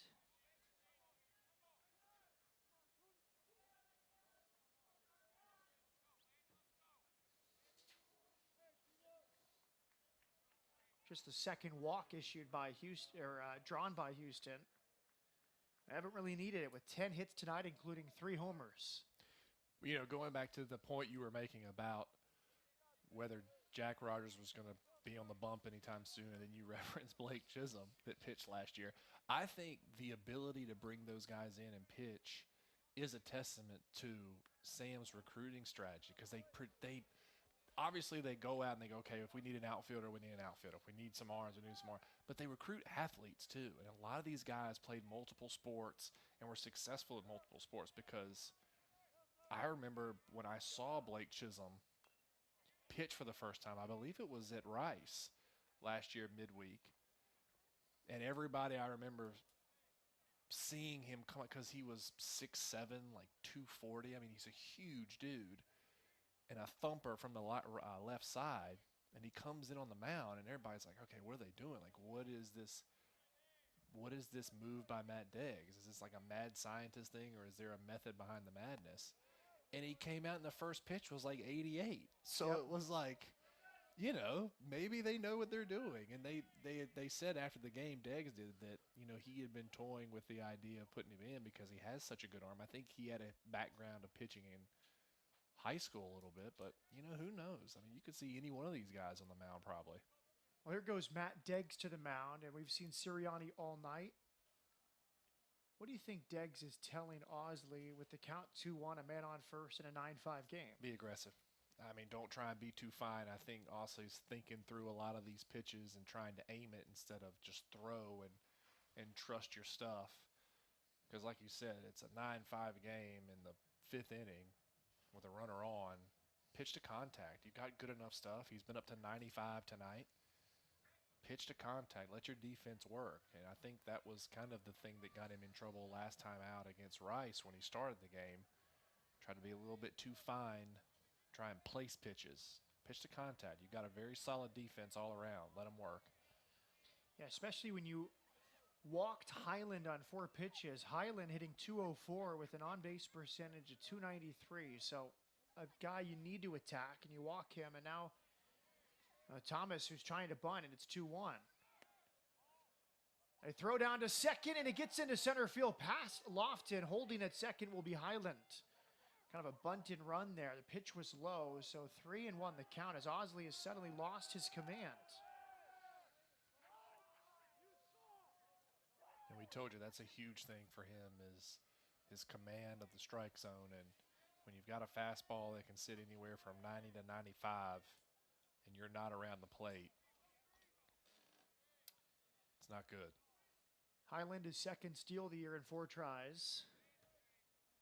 Thomas came off the bench as a pinch runner, is batting .158 this season.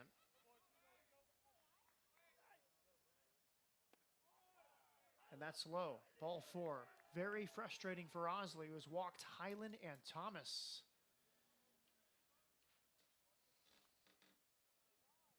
Oh, a lefty getting loose in the Bearkat bullpen.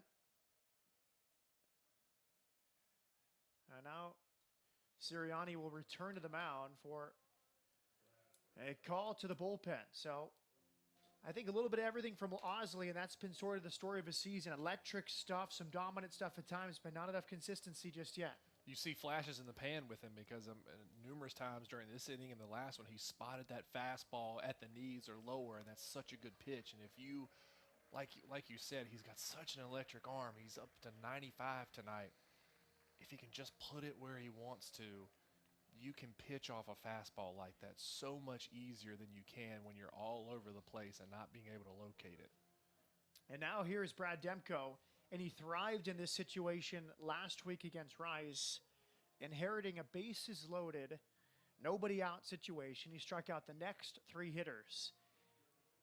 And Demko and Backus, 2 of those lefties you mentioned earlier tonight that have been a little disappointing this year.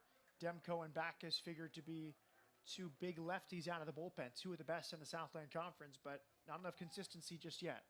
It's been disappointing, and I think frustrating is probably the correct word to use for these 2, not just because they're lefties out of the pen, because of their stuff.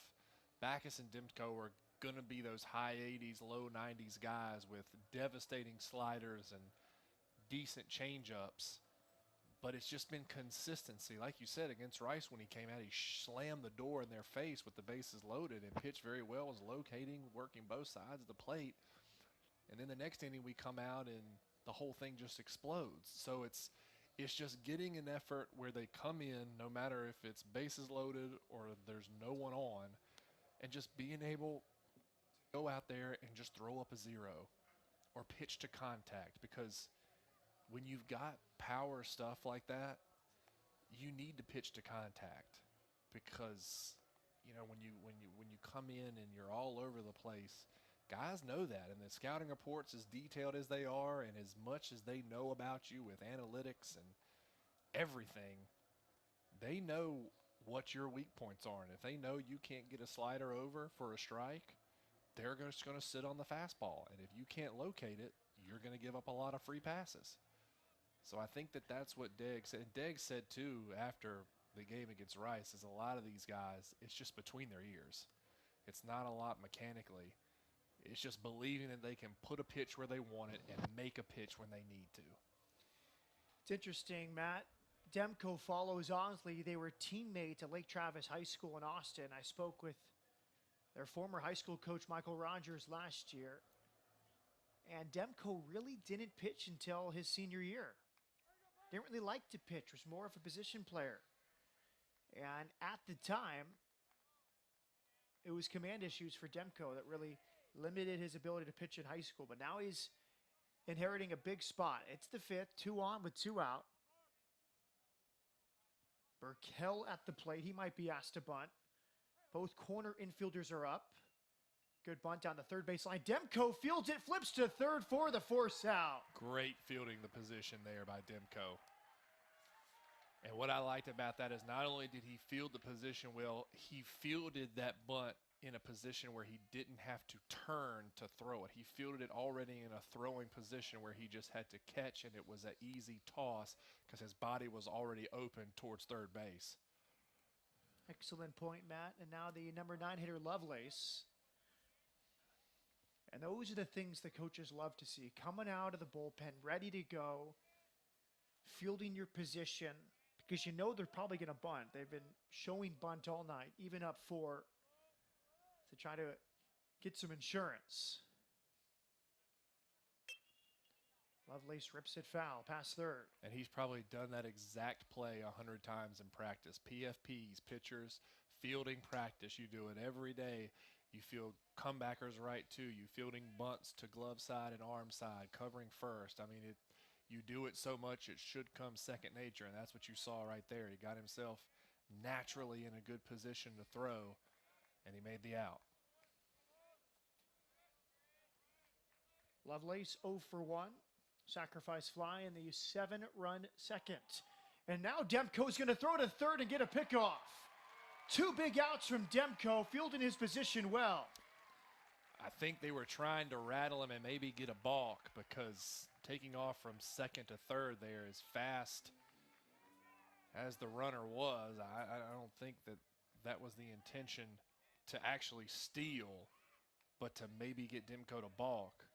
But he stayed cool and stepped off the rubber and made the throw again. Just 2 great defensive plays by Demko. That was Thomas, who came into the game as a pinch runner and drew the walk. I was told before the game he might be the fastest on the team. You saw his speed there, but Demko, good poise, good tag from Kauser.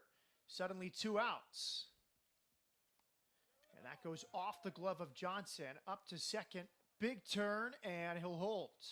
Now Burkell kind of teasing Johnson there, almost asking for a throw. And to pass ball, and now another man in scoring position for the Cougars. And those are 2 big plays, obviously in the sense of the game, but for Demko's perspective, a morale thing. You get 2 quick outs. You don't have to waste a lot of pitches and get your pitch count up. There's a lot of confidence, and now you're pitching with 2 outs. Coach Michael Rogers told me they made a change in his alignment on the rubber, and he took off some big outs in some big playoff games. Demko and Osley, former teammates in high school, now working here in the 5th. Lined out to right center. Hart positioned that way, and the inning is over. Excellent work. Second straight midweek outing for Demko. He does his job in the 5th.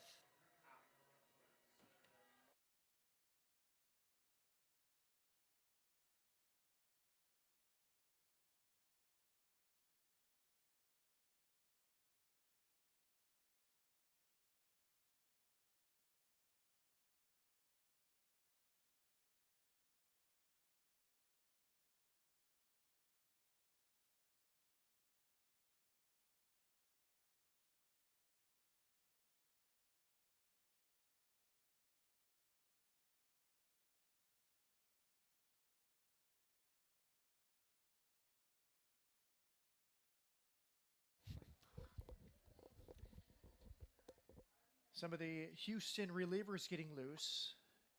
And as 9th-year head coach Todd Whitting told me before the game, everyone is available. Probably the only guy you won't see would be Lyle Lockhart, the Friday night starter. But in that last inning, Brayson Hertzman was dominant, striking out Lofton, Kauser, and Rogers, all swinging. He's got good stuff, and he locates very, very well, too. And like we were talking, he's only been around 87 and 88, but it looks so much faster because of that short arm angle and how he snaps it at the end. And he's got very slow and deliberate mechanics.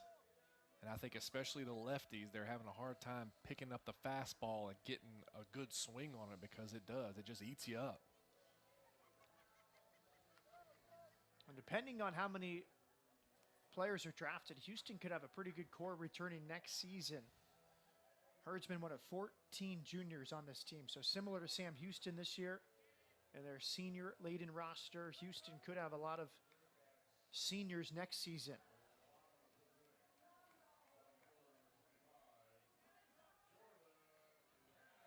It's Cannon to lead off the 5th. You know, you were talking about how great Houston's returnees are, and Sam Houston's kind of in that same boat. They've got a lot of young guys that'll be coming back, but both of these programs have the luxury of recruiting the suburbs of Houston, which is such a huge draw for not just these 2 schools, but a lot of schools in Texas. And people always, you know, the folklore of Texas high school football stretches coast to coast, but people don't understand that Texas is a huge baseball state, too, in terms of talent. Maybe not notoriety. A lot of people love baseball, but not as much as they love their football. And the suburbs outside of Houston are just littered with talent. Cannon takes outside. He's been hit by a pitch and a sacrifice bunt, and that's highlighted by Coach Deggs. In his 5 years in Houston, has never signed a player outside of Texas. As the pitch It's over the inside. Because, I mean, why would you? Why leave your backyard when everything you need is right there? You know, why go to McDonald's when you can grill a steak on the grill in the backyard? I mean, it's smart recruiting and it's efficient. Bounce to third. High throw, but staying on the back. Davis, the throw from Triolo. Because a huge thing too is that Texas has such a kind of a deep pool of talent. You know, your top tier blue chip guys are going to go to your TCUs, your Texas, your A&Ms, and guys that might be kind of in that middle range compared to other states are still really, really good. And so when you get guys that get combed over, the mid-majors like Sam Houston and even Houston take full advantage and end up getting really, really good players. The only exception to that was Ben Hafner, who was a transfer from Buffalo for his senior season when Buffalo had to fold its baseball program. And here's Hearn, one of those Texans out of Crosby. 1-0 popped up, foul back. And on to the concourse, right behind the netting. Good write-up for Hunter Hearn in the Houston Chronicle this weekend. Now Crosby, high school star, and he became the latest Bearcat to surpass 200 career hits, which he accomplished last weekend.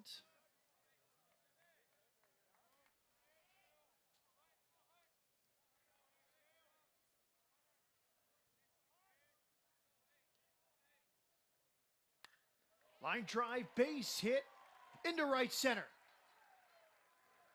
Hearn's going to test the throw. He's in there. A double for Hearn. He just hits.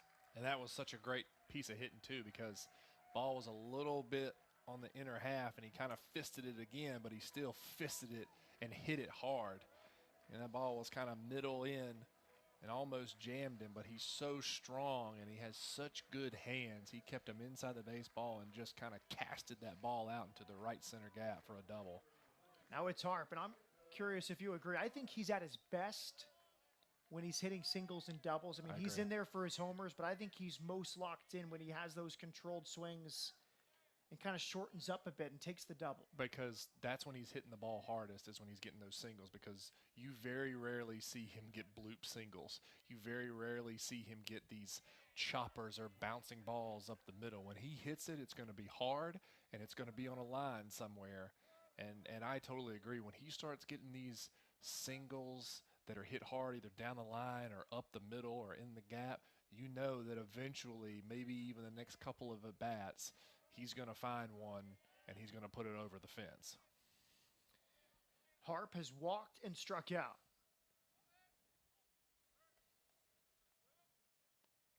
Chased one there. It's 1-1.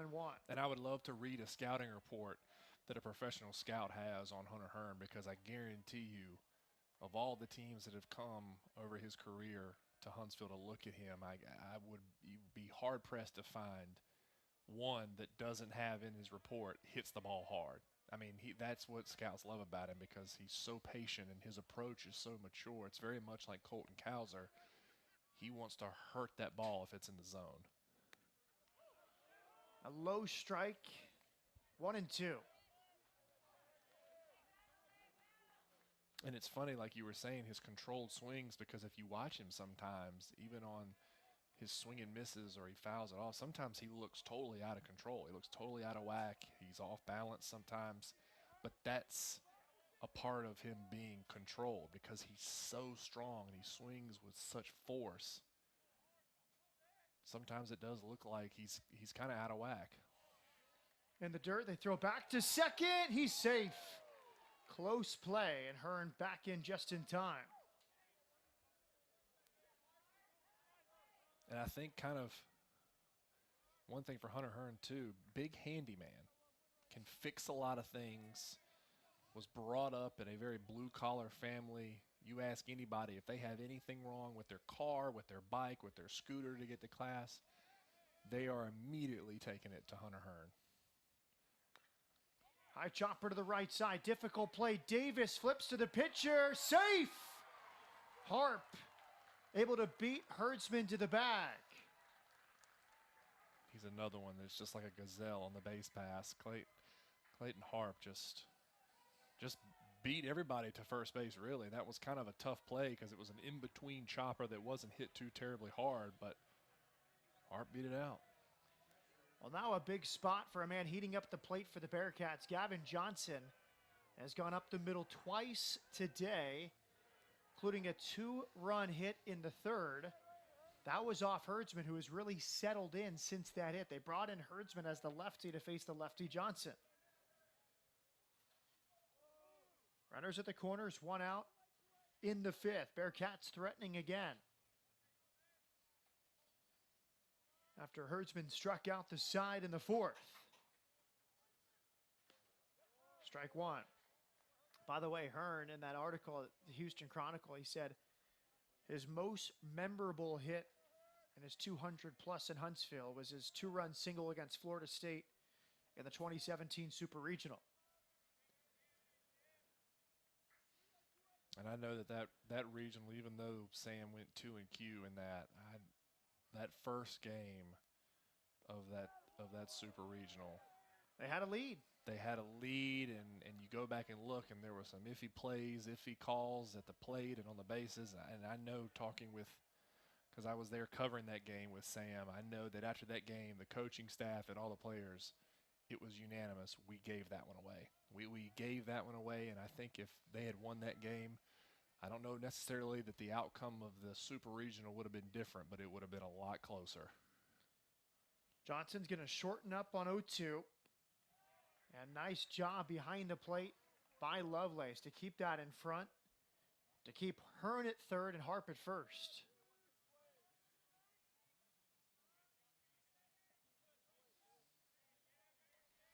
Surprised we haven't seen maybe a first and third play here by Deggs and give Harp the green light to try and get Hearn home somehow. Another good take from Johnson. And you might see it here on 2-2, because this is the prime count where Johnson might get something to hit, maybe do a hit and run, but he'll get something around the plate. I think it shows the respect they have for Gavin Johnson with the 4-run lead and a man on third. 2 straight 2-strike pitches in the dirt, and a lot of trust in Lovelace, the catcher.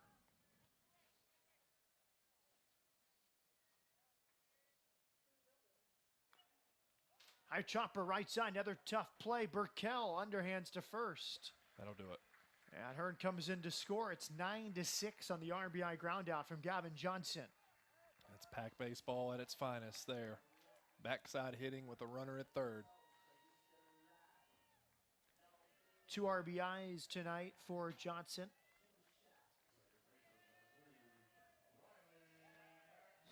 He's got 21 of the season now in somewhat quiet fashion. And he's hitting 6th. Doesn't really get the accolades of some of the other players, some of the more experienced seniors on this roster, but a catcher surpassing the 20 RBI mark here in early April. Well, now it's McKnight. 0 for 2. Bounced one to the right side as last time, and a conversation with Matt Deggs, the head coach who mans third.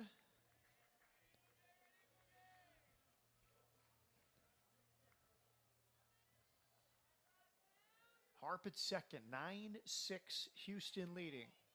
Game 2 of the Don Sanders Cup. Houston won a low-scoring affair March 26th in Houston, 2-1. They'll meet a third time at Constellation Field in Sugar Land, Texas. That's the tradition in this 3-game annual series, honoring the generous donor, Don Sanders, who has donated to both programs. First pitch swinging out to center. Thomas does not make the catch. It's off his glove. McKnight into second. Harp scores from second. It's 9-7. Have no idea what happened out there in center field. He seemed to stop and then leap for it. Right, but it looked like he took a good route, and he was kind of camped under it a little bit as much as he could since it was a line drive, but I don't know if he took his eye off of it slightly or what, but I mean, he just missed it.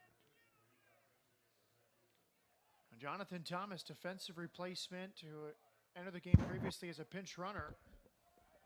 That extends the inning in a crucial spot. Would have been inning over 9-6 Houston, but the lineup turns over.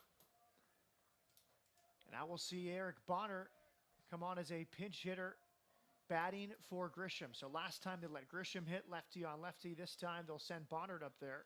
And finally, Sam Houston doing the damage with 2 outs.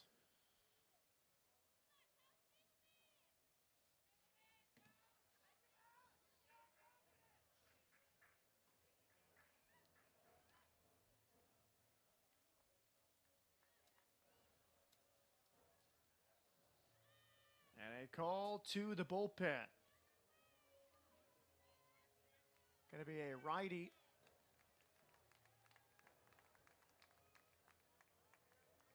Now Devin Rodal will enter this game. 6'2" out of Beaumont, Texas, a transfer from San Jacinto College.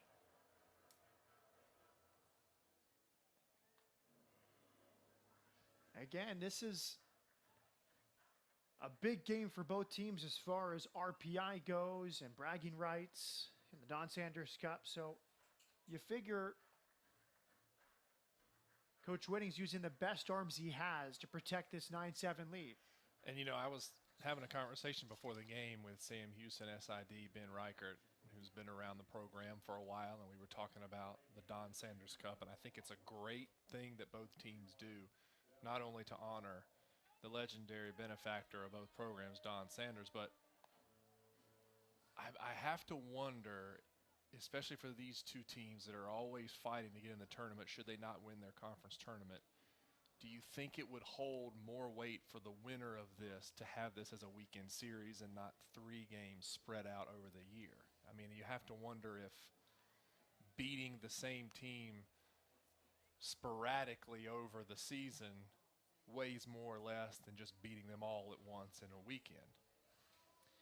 Yeah, I don't know if it matters that much. I know with the RPI, when you get the wins matters. So if a team is a high RPI one time and a lower RPI later, but I think whoever takes 2 out of 3 is going to really help their RPI no matter what.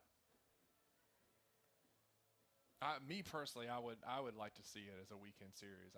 If they do it at Constellation Field and Sugar Land, maybe try and pick a weekend where the Astros are off and do it at Minute Maid. I think the challenge there, though, Matt, is there's not that many free weekends, right? It's true.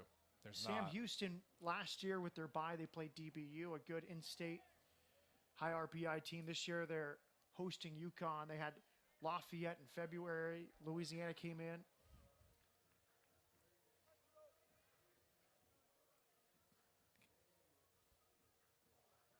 So here's Bonner.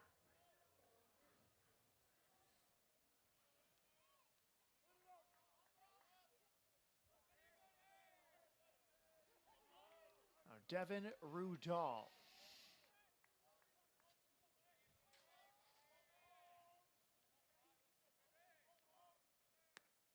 Good fastball at the knees for strike 1. Rodal spells his name Roedahl.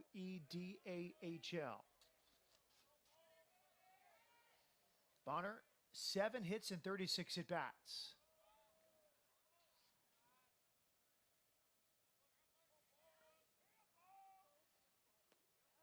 Chases that one there. It's quickly 0-2. Bonner had some big moments as a freshman last year, hitting 194 as a sophomore, but Coach Deggs still pleased enough to have him in the platoon with Jackson Grisham. Harry Batts trying to extend this inning. Up high, 1-2. Seems to be a slider-heavy reliever, already throwing primarily off-speed pitches. Left that one up a little bit. He's thrown some good ones.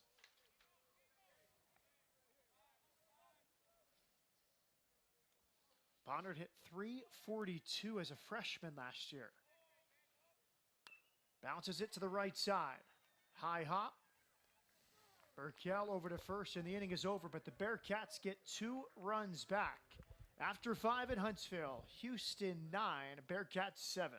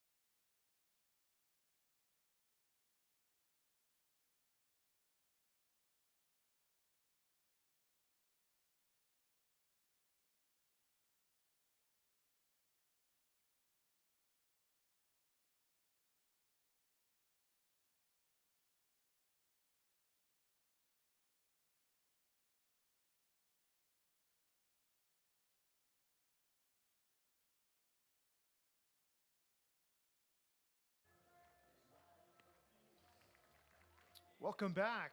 Don Sanders Stadium, Huntsville, Texas. Matt Peterson with Matt Trent. Some Cougar red here at the Dawn. Some blue and orange for the Bearcats. And a good game, 9-7 as we start the 6th. James Kuykendall into this game out of the Bearcat bullpen. One of the 5 pitchers out of Klein Collins High Schools. Klein Collins High School. And he enters this game trying to keep it where it is, 9-7. Keep it stable right here, and especially the way Sam's offense has come on these past 3 innings. Might be looking at a comeback win here.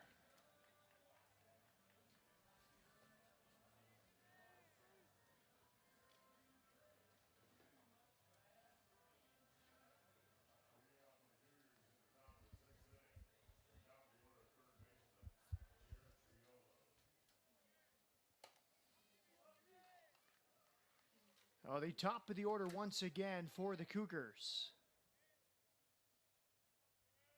Triolo 2 for 3, a double, an RBI single. Struck out his last time. First pitch swinging out to center. Harp has a beat on it and makes the catch. And that's the thing that has been the difference between Sam in these last 3 innings and the first 3. Getting the leadoff runner out. When you get a leadoff runner out, especially like a guy like Lockhart last time or 2 innings ago, when you immediately eliminate him from the equation, Sam has had a lot of success. Lyle Lockhart now. A Friday night starter for UH and the DH tonight in the 2-hole. Pitch is low.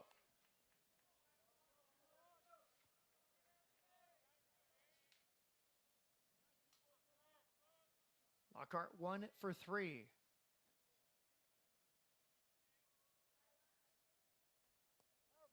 Pitch is low.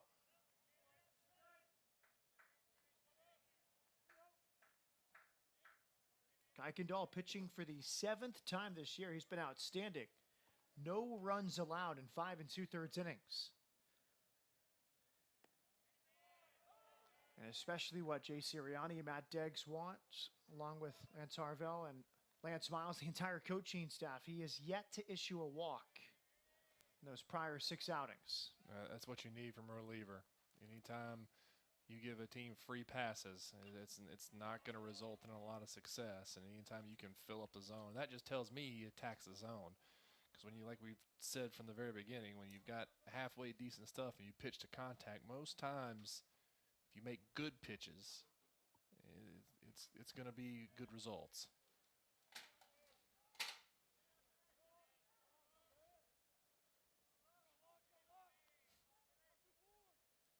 The 2-2. Popped up foul, back and out of play.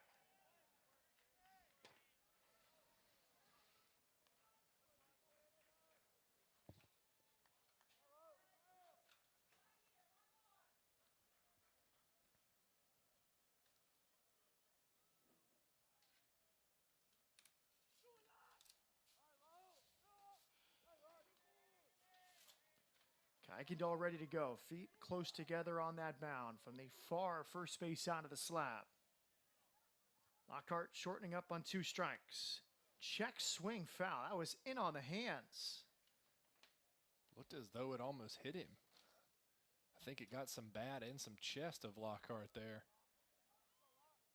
Had some run, and we mentioned before the pitch how far to the first base side of the slab. So it's right on the hands of the left-handed batters. And normally guys that have a lot of arm side run do that because most of the time their fastball is going to come back towards arm side, and if they go into a lefty, it's going to come back over to the plate.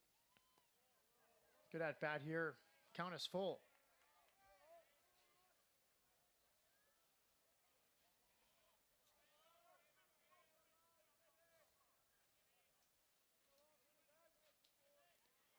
Kuykendall missed all of last year with the surgery, plus breaking ball for the righty. Bounce foul.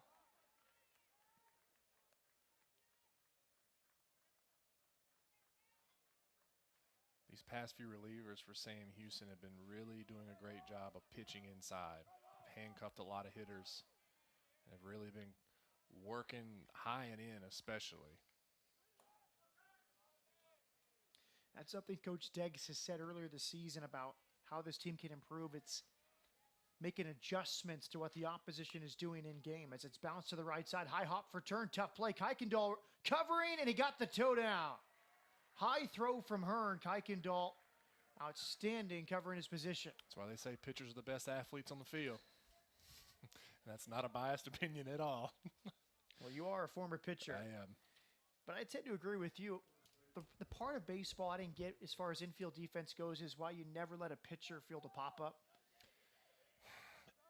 Most of it is because you're coming off a mound. You're coming from an elevated surface, and you're coming down a hill or maybe even up a hill, depending on where the foul ball is, and most of the time you're not looking. So you're looking straight up at a fly ball, and you have no idea your surroundings. And I don't know, maybe it's a lot of pitchers aren't athletic enough to kind of maneuver around a mound while looking up or not looking at it. So I guess that's where it all started. I don't really care either way. If you're the best person or the most athletic person on the field that can make that play, then you make it. I mean, I've never really understood that saying, but that's just me. Again, that's not a biased opinion as a former pitcher. 0-2 on Davis. Outside, 1-2. Now Davis launched a home run, his 14th of the season. That's a big run right now. Last run scored by Houston back in the 4th. Kuykendall comes home. Davis fouls it back. He got away with one there. Yeah, and my thought on that rule, the old baseball axiom is that, as you said, sometimes the best athletes become pitchers. So why would you not want them fielding their position? I understand the risk involved. Yeah, I mean, I've seen it done both ways. I've seen infielders call pitchers off on fly balls in the infield, and I've seen pitchers who are athletic that just make the play on their own. I mean, it doesn't really matter. And like I said, if you're in the best position to make a play, then just make it. Mm-hmm. I've never really understood, especially like I've seen guys. I played with guys and against guys as pitchers that were some of the best athletes I've ever seen, and I've also seen guys who couldn't walk and chew gum at the same time. So it just really varies pitcher to pitcher and team to team. A good battle here, as we've seen all night from Davis. Davis intentionally walked in the first, a long battle in the second before flying out. Long home run off Dillard in the 4th, and now it's 2-2. Kuykendall against Davis. I would go something down and in on this one. He fouls it back. Just fun to watch this guy hit, especially with 2 strikes. Well, you see a lot of guys that have power, have long swings. They really like to load up, and sometimes their swing gets a little long. Not Joe Davis. And he's down on strikes. Kuykendall, an excellent inning here in the 6th, retires the Cougars in order.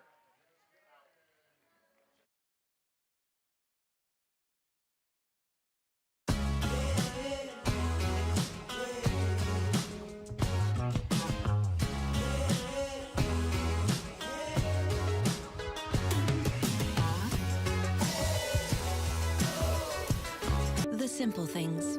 We take them for granted every day until a spine problem, brain tumor, ruptured brain aneurysm, or stroke makes even the effortless impossible.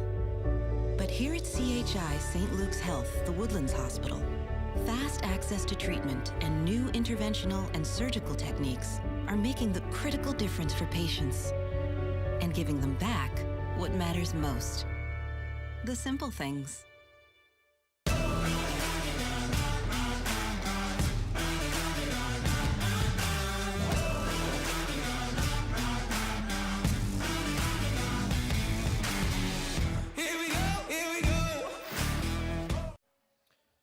A look inside the Bearkat dugout, a classic midweek battle between Sam Houston State and the Houston Cougars. 9-7 Houston as we go to the bottom of the sixth. We didn't get a chance to give you the scouting report on Rudall when he came in last inning. Going to be a low 90s guy with the fastball. Going to feature a 4-pitch mix, pretty much the same thing, slider, changeup, but will mix in a split finger, which you don't see a whole lot. But guys that throw really hard like to throw that split finger because it's kind of a harder version of a changeup and has a little bit more downward tilt.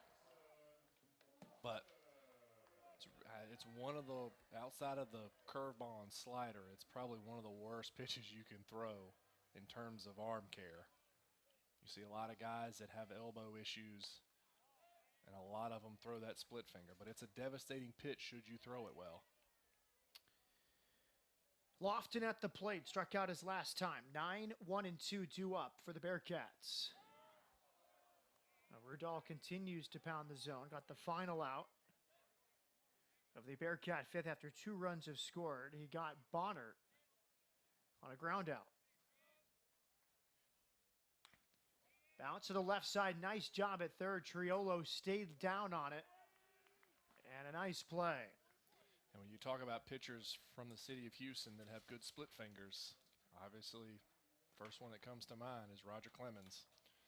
You know, he had a devastating split finger for years, but then made it famous with the Yankees, now resides in Houston. Here's Kauser. A double his first time. Since then, he is grounded out and struck out. Strike one.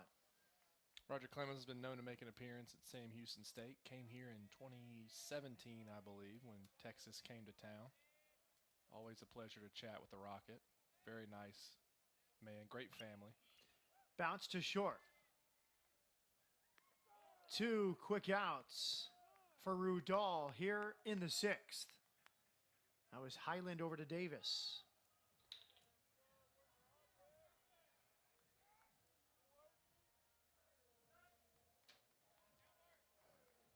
Kauser 1 for 4. Here's Rogers. Opposite field double in the first. Opposite field home run in the third. Struck out swinging in the fourth. That was Brayson Herdsman's dominant inning when he struck out the side. Bases empty, 2 outs. 0-1.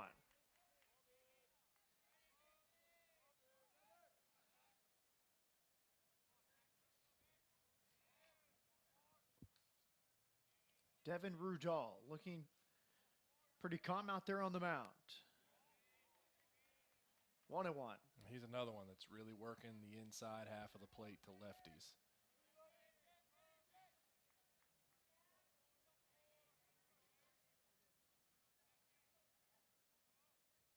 Jordan Cannon would be next for the Bearcats.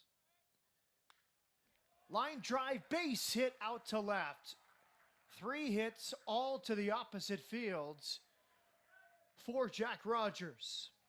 So he needs a triple now for the cycle, correct? Yes. What an approach. Rogers and Kauser, both underclassmen, both go to the opposite way so well. And every single one of Rogers' hits has been hit hard and on a line. You know, the double he had in the first inning was hit very well, opposite field, the home run. And then that one, just the approach of those two kids is phenomenal, and it's so advanced.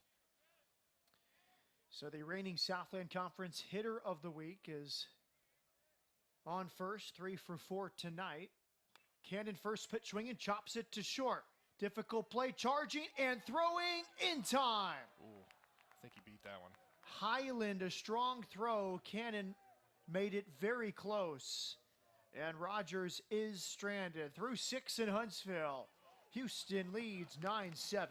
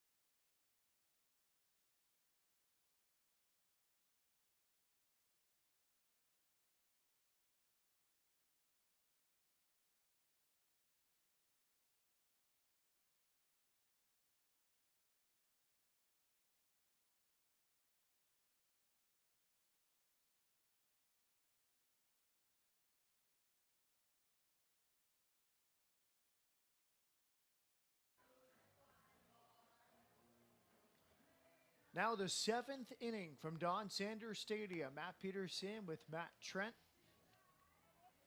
And James Kuykendall back out there for his 2nd inning after a very efficient 3 up, 3 down, 6th inning. You know, you and I were talking in the last break about these past 2 midweek games in terms of relievers for Sam Houston, and the 2 most efficient in my mind in terms of limiting walks, getting guys out and throwing up zeros have been Kuykendall and Wolf. And those 2 guys, compared to all of the pitchers that we've seen, starters and relievers, have pretty much average stuff. Average fastball, maybe mid to upper 80s. Breaking ball is okay, you know, and everything else is just kind of average, but it's been their ability to locate and make pitches that's really set them apart from the guys like Gossett and Landon Osley that can run the fastball and everything up there into the low to mid-90s and have really exceptional stuff. Quickly 3-0 on Ray Fuentes III. Fuentes having a good night. RBI single in the first, RBI triple in the second. Bounced to short as last time. Kuykendall takes a deep breath and delivers. Strike over the outside.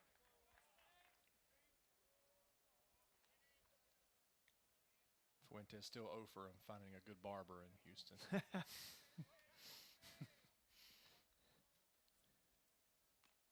Big cut on 3-1, and the count is full. We haven't, though, this game seen any exaggerated leg kicks like our boy from Rice. Who was the reliever from Rice that had the exaggerated leg kick and the messing up hitters' timing?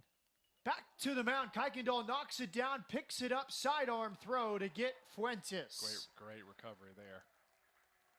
Took that one off the legs, it looked like, and just bounced right off the mound. Cat-like reflexes. Yeah, he's been outstanding. Made the nice play for the 2nd out of the 6th. Fielding a high throw from Hunter Hearn. Good footwork to get a toe on the bag for the out. Now it's Tyler Bilumovic. First pitch swinging, shallow to center. That will fall for a hit. 11th hit of the night for Houston. And 2 for Bilumovic.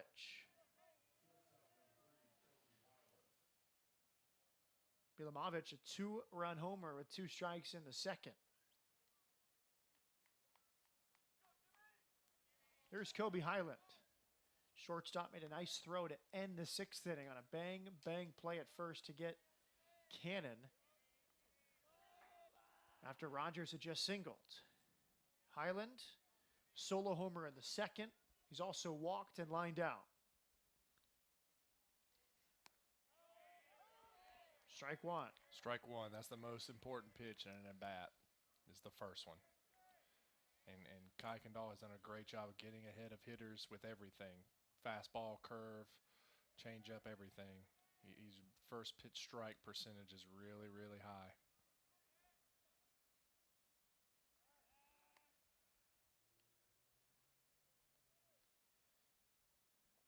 As Greg Maddox always said, I want one of the first two to be in the zone. If not 0-1, definitely 1-1. Don't want to go 2-0.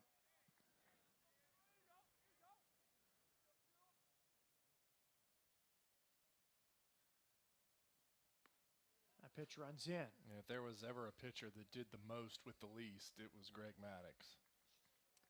Another one that if a pop-up is on the infield, I want him trying to catch it.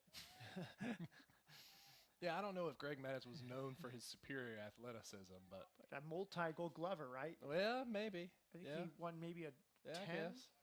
Yeah, he could field his position, but I don't think he would be described as athletic per se. But you think of Maddox, you think of Kuykendall, and I think Maddox was just always engaged. You see Kuykendall come in this game, a big spot, covered first well, took a shot off his leg, made the play. Pitcher, you can help yourself so much if you're engaged and have that mental concentration. And I think the thing with Maddox, too, was his attention to detail, whether it be fielding his position. And one of my favorite stories about Greg Maddox is when he would throw bullpens and he would start off, away to a right-handed hitter, and he would gradually work into the plate, and he would move the ball. Like, he would go, okay, I'm going to move it a half a ball length in, or I'm going to move it a full ball length in. And he would do that on his bullpens. And you talk. Runner goes, it's ripped to right. Cannon backpedaling, it's over his head and off the wall. Extra bases for Highland. A wave in the runner. The throw home is not caught by Johnson. Sliding in safely, Bilomovic. It's an RBI double, 10-7. Houston. I think Gavin Johnson just took his eye off the ball there at the last second.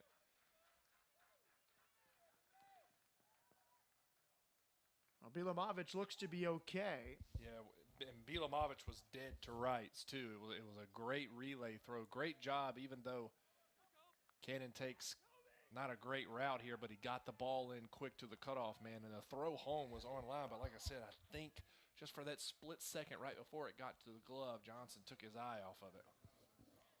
It's been an adventurous right field tonight for the Bearcats. The sun is set, lights full in effect, but Cannon did not seem to read that off the bat. Now, Highland is second, hit tonight, an RBI double. 10-7, Houston in the seventh. Here's Thomas squaring to bunt, taking a ball. No, but getting back to what I was talking about Greg Maddox and his bullpen, he would move the ball around half a ball or ball lengths. And talking to some of the catchers, I remember Javi Lopez, who caught him for years, said it was almost like he was trying to put it in a Dixie cup every single time, and he did it every single time. Kuykendall to the plate. Nice location, 1-1.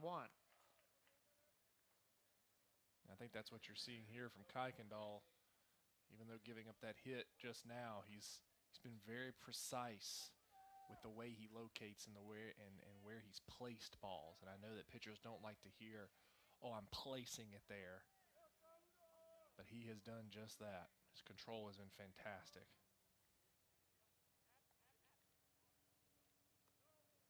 Thomas takes outside.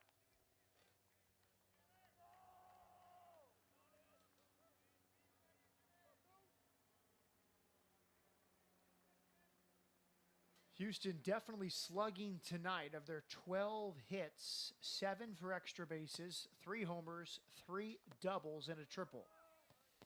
That's efficient. And that's their mantra, too. Load a lot of guys up on the bases and then bring them all home with one swing of the bat. And they've done that with the long ball. They've done that with gappers.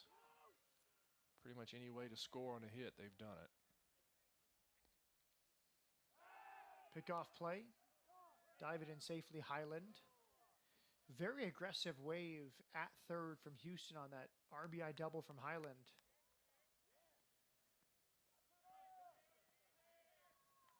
As you said, it was, and not that the throw was too early, but I think sometimes if the catcher has too much time and the throw comes in, they almost overthink it and want to see where the runner is, and they lose sight of the baseball. Whereas if it's a bang-bang play, it's make sure you get the ball and hang on to it. Because they've got the most to worry about in a situation like that. The infielders, when it's a play at the base, they just have to worry about catching it and tagging the guy. Catchers have to worry about, am I blocking the plate? Am I going to get run over? Am I going to have a good tag? And all that stuff. I mean, they have so much to worry about. And if it's a bad throw, keeping it in front and not letting it get to the backstop. Line drive base hit past Hearn. Highland will be waved in. Cannon's throw cut off. 11-7 Houston here in the 7th. That was just a good piece of hitting there by Thomas. Just able to just fist that one through the right side after a really, really good at bat. Just working Kuykendall, getting that pitch count up. Here comes Jay Sirianni out to the mound. Seen a lot of hits from both teams backside. And ones that have scored runs, especially for Sam, and then right there with Thomas fisting that one through the hole. That shows a good approach and really good patience. A new pitcher coming on for the Bearcats. Kyle Backus. Looks like it is. Well, Backus will get an opportunity.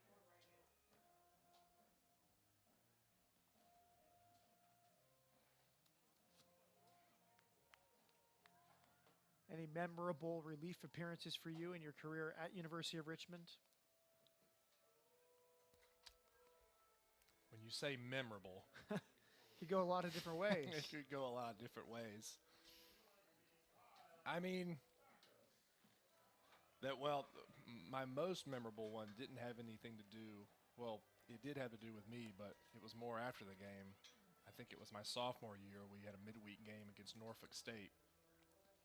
And it was coming towards a point in the season where we were banged up and really just, I think it was our worst year. I think my sophomore year we got our 20th win on the last day of the season. So it was not the best of seasons from a win standpoint, but that game we were just down in Norfolk State. I think they were leading maybe 2 or 3 runs, which we always beat them handily. I mean, we did. I mean, they're not a baseball powerhouse, and I come in and shut the door for like 4 innings, and I think it made the Norfolk State fans so mad because they wanted to beat us so bad that we had a little trouble getting to the bus, had some issues with the fans getting to the bus, had to have a police escort out of the complex. I remember having stuff thrown at us on the bus by the fans, so I like to, take a little bit of pride that I was the cause of that, but, that's one of the most memorable moments, but that's just one of those things where you remember it forever, but not because of what you did. I couldn't tell you one thing, that I did in that game except just, I pitched well for 4 innings, and we had to be rushed off of the field and into the buses. We had rocks and soda cans and all sorts of stuff thrown at us on the bus. So it's Backus against Burkell, and quickly 2-0. Backus has thrown 6 innings this year, allowed 5 hits, but he's walked 6. And it's his first outing since last Tuesday against Rice. He recorded 1 out. Did not allow a hit. Late swing that time. On 2, I think Burkell expected something different. And he's another one, Backus is, who's just loaded with talent. And consistency, again, has been his Achilles heel. It's an inside strike that time, 2-2. He was primarily for a while early in his career the midweek starter would come out and give really solid efforts against some of the best in the state of Texas. But it's always a thing with command. Bounce to third. Kauser has it, throws to first in time, and there's 2 outs. It's been his issue, but just like that, you know, he locates it well to a lefty, gets a bouncing ball with a runner at second for an easy out to move to 2 outs. That's what you need, especially from a lefty coming in against a lefty. And I think that if they get those guys and you get Demko rolling and you pair them with Wolf and Kuykendall, who have been solid lately, this bullpen is just stellar. It's just top to bottom because there's so many different types of pitchers that they can throw at you. Now it's Lovelace. Scorebug, man at second, please. Swing and a miss. Strike one. That has been the biggest thing for all these Sam Houston relievers, not just tonight, but previous to this game, is just getting ahead. Houston with 2 in the 7th for a 4-run lead. Good pitch again, another swing through.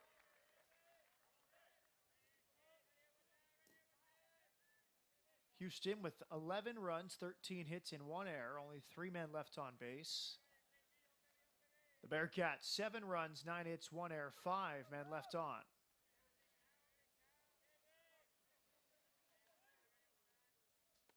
Swing and a miss. Nice work from Backus. He'll strand Thomas, but the Cougars get 2. Time to stretch in Huntsville.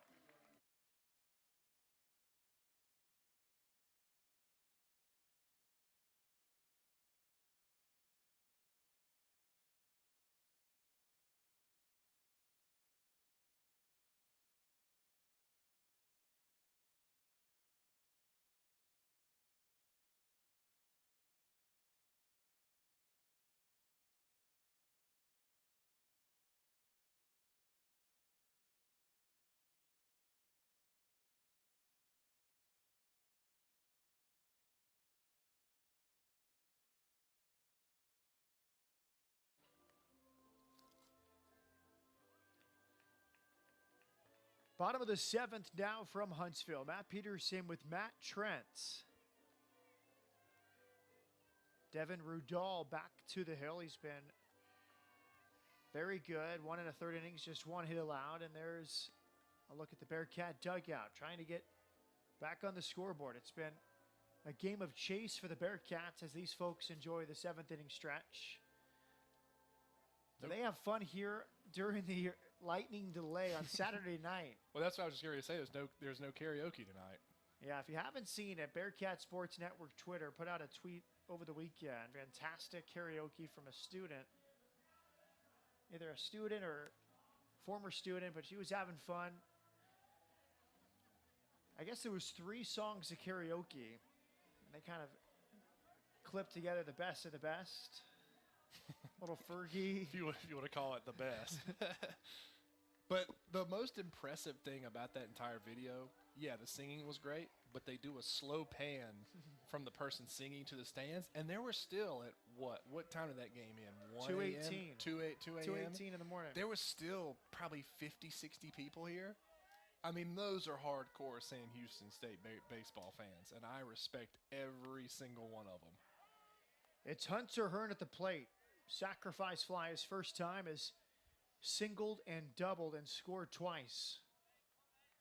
Senior now hitting .315 for the year. Rudall jams him, hit weakly towards third. Triolo on to first for the out. Good pitch. Another jam shot there, yeah. Here's Clayton Harp. Harp singled and scored in the 5th, has also walked and struck out. Now the Bearcats were down 1-0, took a 2-1 lead after 1, but then Houston scored 7 times in the 2nd, knocking out Riley Gossett and getting to Matt Dillard. Now the Bearcats scored 3 in the 3rd to make it 7-5, but then Houston got 1 back in the 4th. Houston Allowed 2 runs to the Bearcats in the 5th.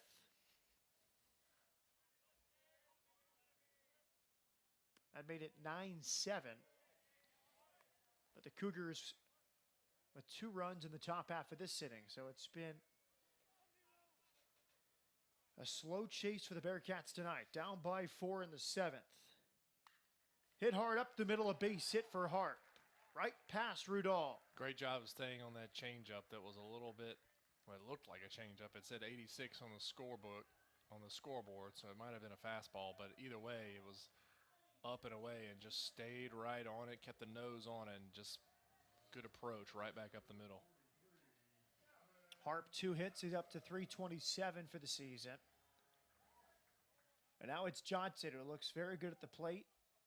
2 more hits tonight. 3 RBIs, including a 2-run single back in the 3rd.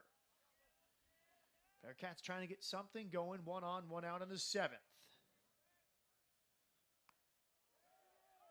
Called strike over the outside. Rudall has been efficient in recording his 5 outs. He's only thrown 19 pitches. Right-hander up and working in the Houston bullpen. The entire bullpen is available tonight, according to head coach Todd Whitting. Foul back.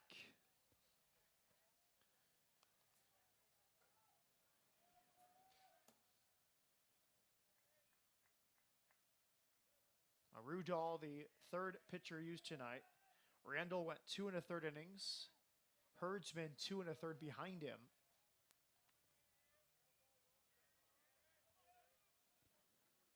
The 0-2, runner goes, it's fouls. Johnson stays alive with Harp off on first movement.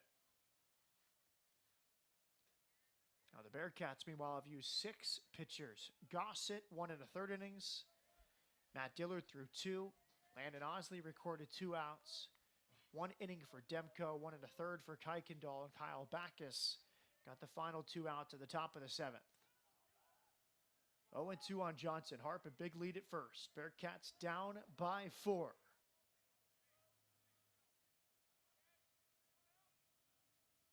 In the dirt, well blocked by Lovelace. He's looked good behind the plate tonight. And I was just getting ready to say, these past 2 midweek games, we've been treated to some really good play behind the plate. Gavin Johnson's a great catcher for Sam. Jordan Cannon, when he's behind there, is very good. The catcher for Rice, Justin Collins, is probably going to be a relatively decent draft pick. Earlier this season, Baylor came to town with Shea Langoliers, who's the reigning Gold Glove winner at the position in the sport of college baseball from last season. And he can hit as well. 1 ball, 2 strikes. Foul back. People don't understand that good catching and a good catcher really helps out a pitching staff. When especially you come into a game and you've got a guy who knows how to call a good game and is so good defensively, it's like a wall back there, that makes your job so much easier on the mound, knowing that you can put a ball anywhere you want to, and that A, it's going to be the right pitch because your catcher knows the situation and the hitters, and if you should not make a pitch and be in the dirt, it's not getting past him. Pickoff throw, Hart back in safely. Lovelace, by the way, has started 30 of the 32 games behind the plate. He's only committed 2 errors. Fielding percentage of .991. Now we're going to have a mound visit. And I always give context to viewers that I think catching in college is in some ways harder than major leagues because there's more bunting, there's more action going on. You know, the command of the pitchers is not as good, so you're probably in the squat longer. You have to just deal with more things on the mound and behind the plate than you might in the major leagues. And 2, guys in college, their control isn't totally refined. So if you've got a guy that receives well and that can get you strikes, that I think is the main attribute of a catcher that makes him great. Because if you look at all the legendary catchers, the Pudge Rodriguez's, the Jorge Posadas, you know, the Yadier Molina's, Obviously, they manage the game very well, and they're the captain of that defense because they see the whole field and they know exactly what to do. But they are probably the best at receiving and managing a pitcher and a pitching staff. Lovelace was outstanding last year at the Chapel Hill Regional, was part of the all-tournament team. Didn't start the season as the starter last year, but became the starter by the end of the year. Started 38 games last year for the Cougars. After the visit, the pitch is outside. What an at-bat from Johnson. Yeah, he's really worked the count. He has really worked the count, and he's fought off some really good pitches. It was 0-2. Now the count's full. We'll see if they put Harp in motion. Davis stays on the bag with him. Full count, 1 out. Devin Rudolph facing Gavin Johnson. Here's the payoff. Runner goes, slap foul. And I think this inning we've seen that twice, trying to put a runner in motion, doing a little hit and run action. But for the most part, we haven't seen it. And that's been Sam Houston's calling card historically since Matt Deggs has come here, is the hit and run and the ability to do it in all counts in all times of the game. But we've been all quiet on that front tonight.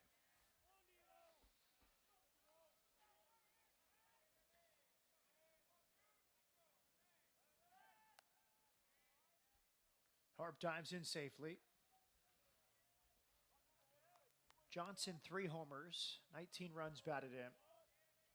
And it's tough. I think Coach Deggs and the Cats, which have the green light, are more aggressive if they have the lead and are trying to add on. When you're down 4, especially this team has a little more power than recent seasons, I think they're a little more conservative, especially with the catcher like Lovelace back there. Maybe not as aggressive.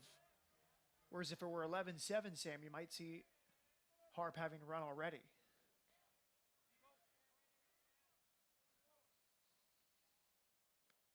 What an at-bat. Outside. But you also have to look at it, too, is that Sam is the master at manufacturing runs when the offense is a little bit stagnant, and especially in those probably first 4 innings.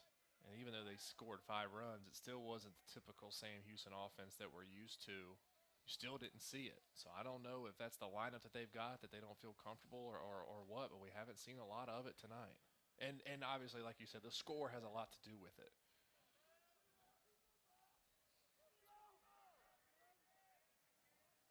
Now the Bearcats this season, 38 steals and 51 tries. Harp, a good lead. He's running, and it's fouled off behind third.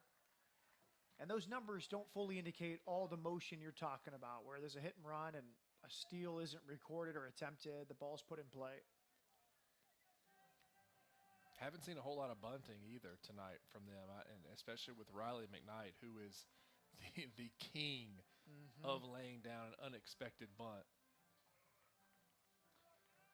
I mean, he'll lay down a drag bunt or a push bunt in a heartbeat, unprovoked, too. He's another guy that's got a green light to pretty much do that.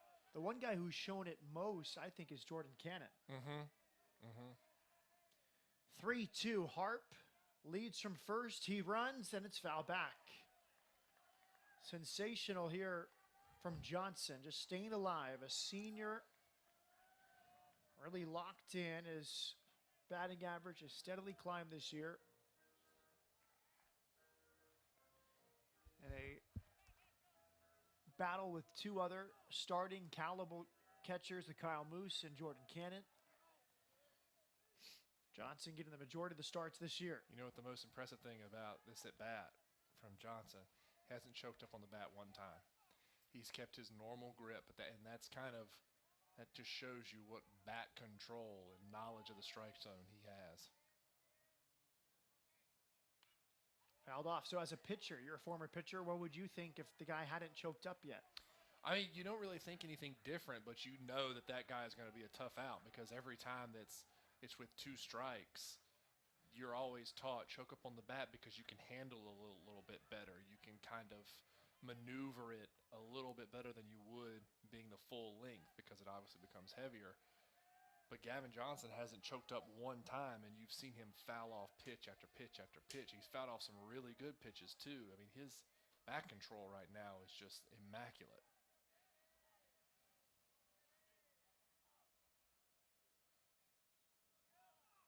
And time caught. It looked like a little bit of chess game there as Rudol's been pretty efficient. And that time maybe trying to stall and just throw off that rhythm at the plate for Johnson. Yeah, he's probably just as frustrated as Johnson is.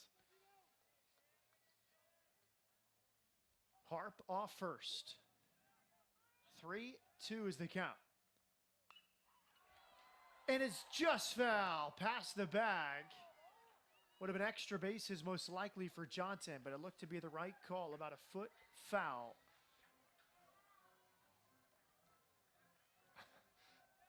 You know, you're laughing because you know what I'm about to say. We had an incident like that in Rice. Had a left-handed hitter. Kauser snuck one inside the line from what you and I thought was a fair ball. Umps called it foul, which resulted in Matt Deggs having some choice words for the home plate umpire. And this, especially in a big moment, I think now is the bigger moment than the Rice incident. Coach Deggs is in the dugout. I mean, on third. 3-2 for Johnson. I think speaking with Deggs today about what happened, he said it was a big spot in the game, but he also felt bad for Kauser. It's a double taken away. It's an RBI taken away, and not just the team goal, but a guy having a great season. Did not like seeing the double taken away. And two, he felt like the home plate umpire rung him up without a legitimate cause, because from Deggs' perspective, the umpire told him after they had exchanged some pleasantries, that's your warning and you're gone, all in one sitting. Now, by the rule book, you can't do that. You have to give a verbal warning first, then the toss. Strike 3 call. Johnson caught looking, walks back to the dugout. James Ainsworth, his first real big ball strike decision on a 3-2 pitch tonight. And Johnson, after a wonderful at-bat, goes back to the dugout. Just a fantastic pitch, especially to come inside like that and have it so close that it forced Johnson not to lay it for the call third. I mean, that's big-time pitching there. Here's Riley McKnight. Harp standing on first, still draws a pickoff throw. But to your point about Coach Deggs and the Kauser hit or not hit, whatever you want to call it, there is one coach in college baseball that cares about his players more than Matt Deggs. Probably any coach in a midweek game would have just said, okay, it's a foul ball. Maybe I'll go out and draw a little bit, because I want the run in this big-time game against, kind of a crosstown rival in a sense. But Deggs didn't care about it for that reason. He cared about it was a momentum thing, a mental thing for his hitter. And then when you take that away, I mean, he takes it personal sometimes. He does. He takes it, sometimes calls against his kids personal. Another pickoff throw. I'm wondering, Matt, the battery with Rudol and Lovelace, and especially in that last at-bat, it looked like they were cycling through the signs a lot, and obviously the 3-2 pitch worked. So we see Lovelace looking back towards the dugout, but I think a lot of this, I don't think it's necessarily Rudol just stalling. I think it's waiting for the signs as McKnight takes outside. And maybe that's part of his comfort out there on the mound. Maybe he likes to take a little bit longer to get the signs, especially when he's coming in with traffic on the base pass.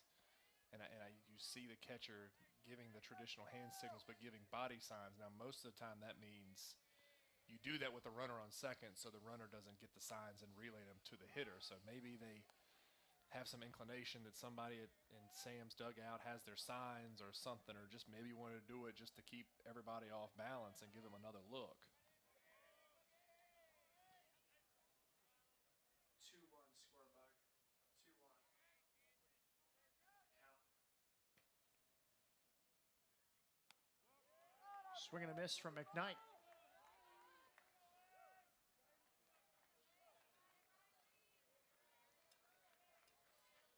11-7 Houston over Sam Houston State. Bearcats trying to extend the inning in the 7th.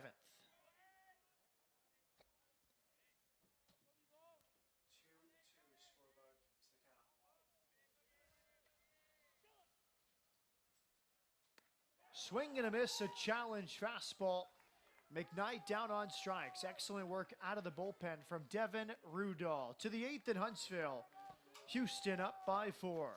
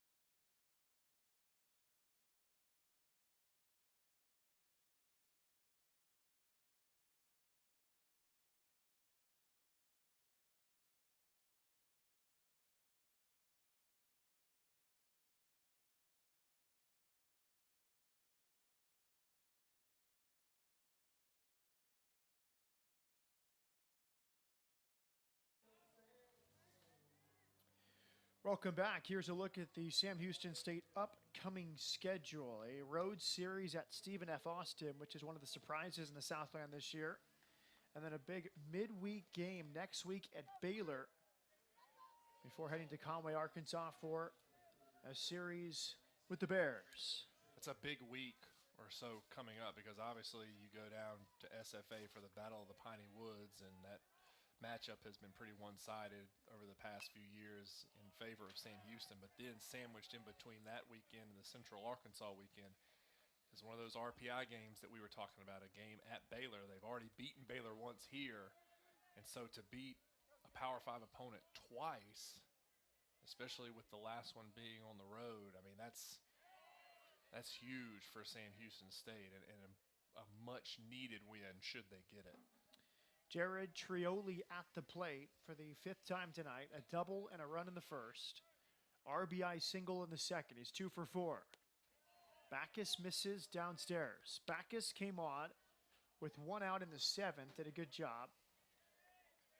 Recorded a strikeout of Lovelace to end the inning after a ground out. So he's on for a second inning of relief work.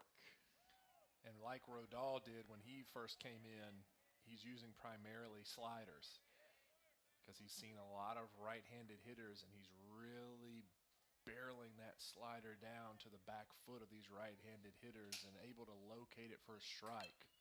This is hammered out to left. Rogers racing back. He looks up. It's gone. Jared Trioli, the 4th homer of the night for Houston.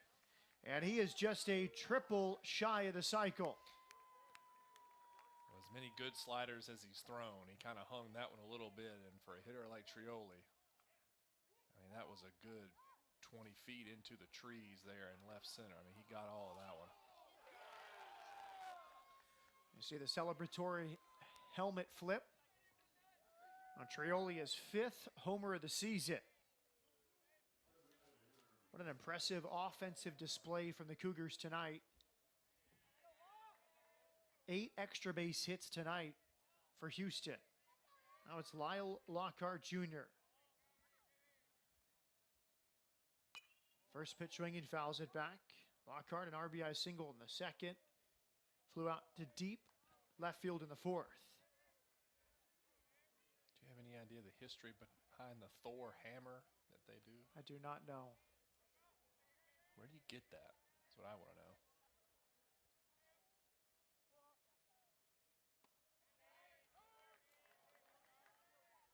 Trioli, Davis, Bilovich, and Hyland with the homers.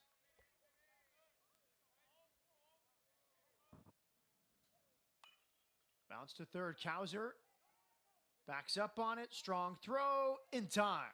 Nice work. Hunter Hearns played a solid first base tonight.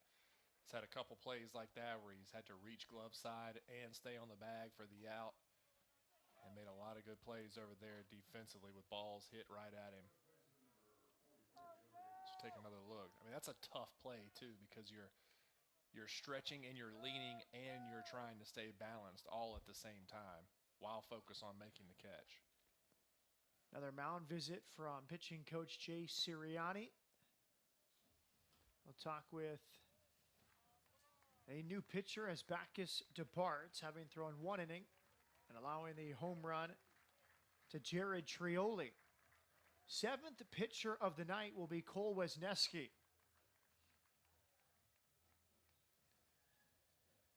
Now, different approaches from these midweek opponents that have come to Huntsville. They've both hit double-digit runs. Rice last week. Houston tonight, very different approach. I think Rice was very methodical, very patient, drew about 10 walks last week. Houston has slugged their way to a 12-7 lead. What has stood out to you about Houston's approach tonight? Just patience all around.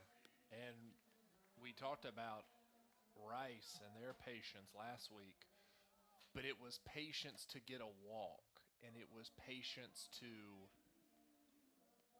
get something in a situation where they can, with runners on base, get a hit and run or, draw a free pass. With Houston, it's been patience to do damage. They've gotten into a lot of hitters counts, especially in those first 4 innings. And you look at all these home runs they've hit, they've come in hitters counts, and they do not miss mistakes, I think, which is the other one. They've done a lot with mistakes. There's the upcoming schedule for the Cougars.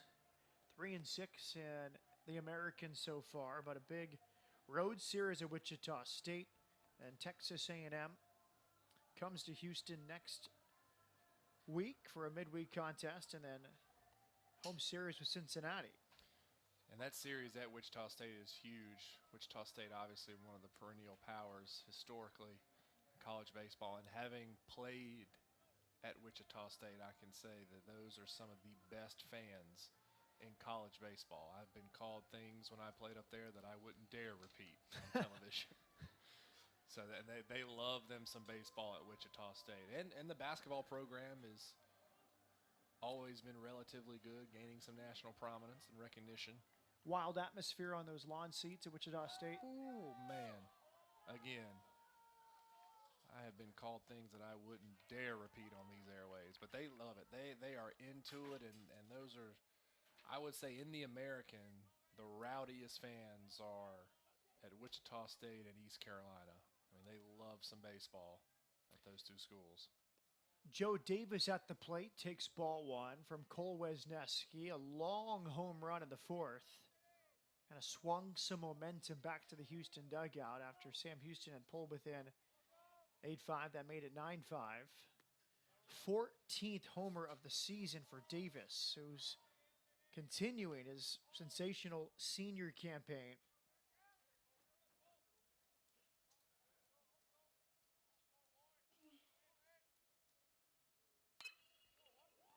Base hit up the middle. He's another one like Hunter Hearn. When you look at the scouting report, it's going to say hits balls hard all the time. He never gets cheated. His approach is so calm, and he's so cerebral up there to be a guy as big as he is with the power numbers. And those are 2 good ones right there side by side at first.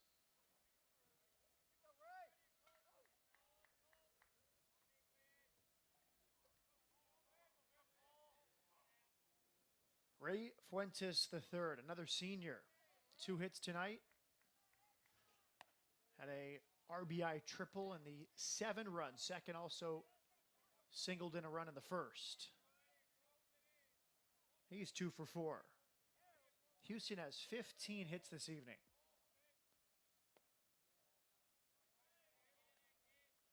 I think that's the hard part for Sam Houston State tonight, giving up 12 runs on 15 hits.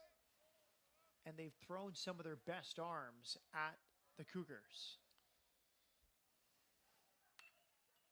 Bounce to third. Kauser has it bounce off his glove into shallow left. It's retrieved by Lofton. That's a tough hop. And especially at third, when it gets on you like that, you're going to get a lot of weird bounces.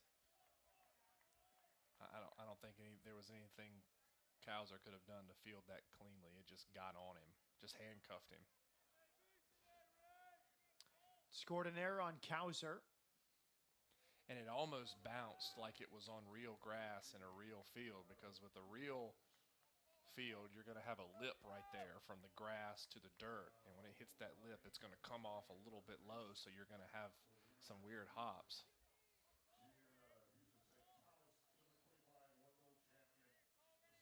It's Wendell Champion the second to pinch hit. Went to St. Thomas Catholic in Houston. Stays home to play with the Cougars. Now he bats.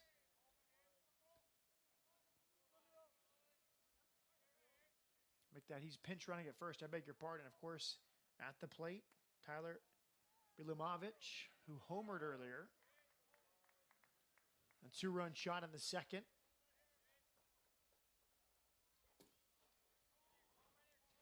That's the thing with this Houston team. Many people look at their team batting average and up and down the order and think it's not an impressive offensive team, as that spins in there. But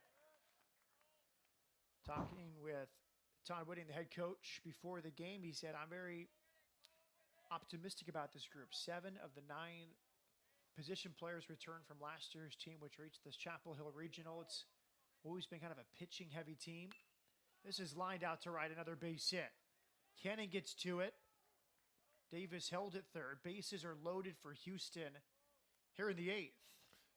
Well, I think when you look at everything and you look at the record and you look at their batting average and their just offensive stats overall, it's really, like you said, it's underwhelming. But you're seeing right now what they can do when they put things together. They have the ability to do pretty much everything. Hit the long ball, go to the gaps, and even go station to station like you're seeing now. Singles, bunt guys over, everything. I mean, when they put it all together, they've got some guys that can contribute to a pretty versatile offense. Tough outing for Wesneski. Does not record an out, gives up 2 hits, and then the error on Kowser has loaded the bases.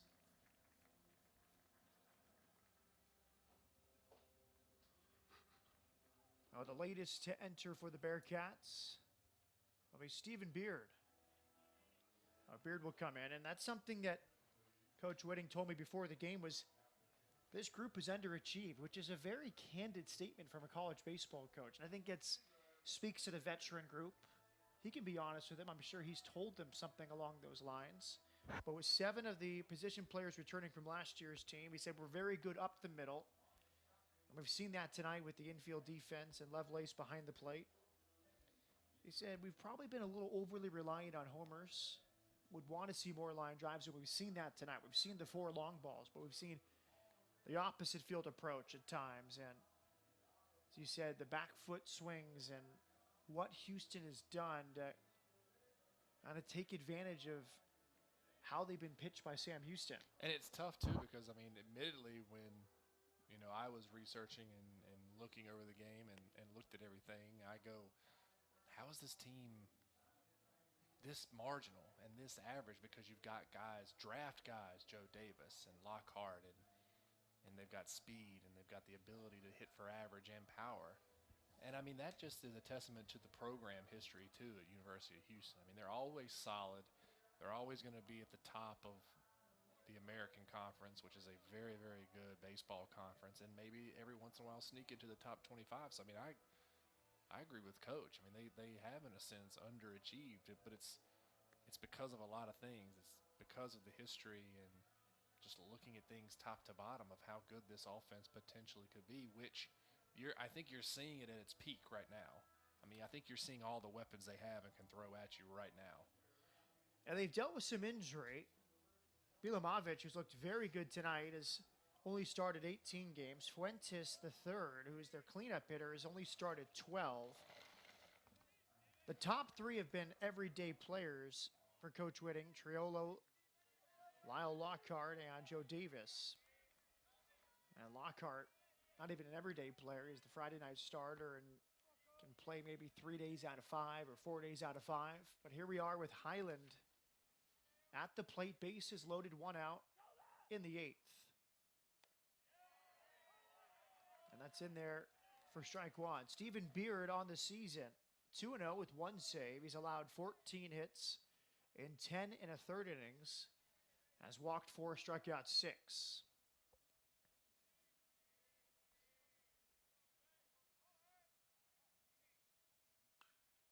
Line down the left field line, foul towards the bullpen. And I think to expand on Coach Whitting's point about the homers and kind of the underachieving of the offense, the long ball is very contagious. Hitting is very contagious. So when you see guys like Joe Davis get up there and they hit a ball into the trees over there in left center, you go, man, that fires me up. And the guy behind him sees it and it trickles down. But then you kind of get homer happy. You kind of get a little trigger happy, maybe swinging for the fence. Your approach changes. And you kind of get out of that approach that you had that made you successful.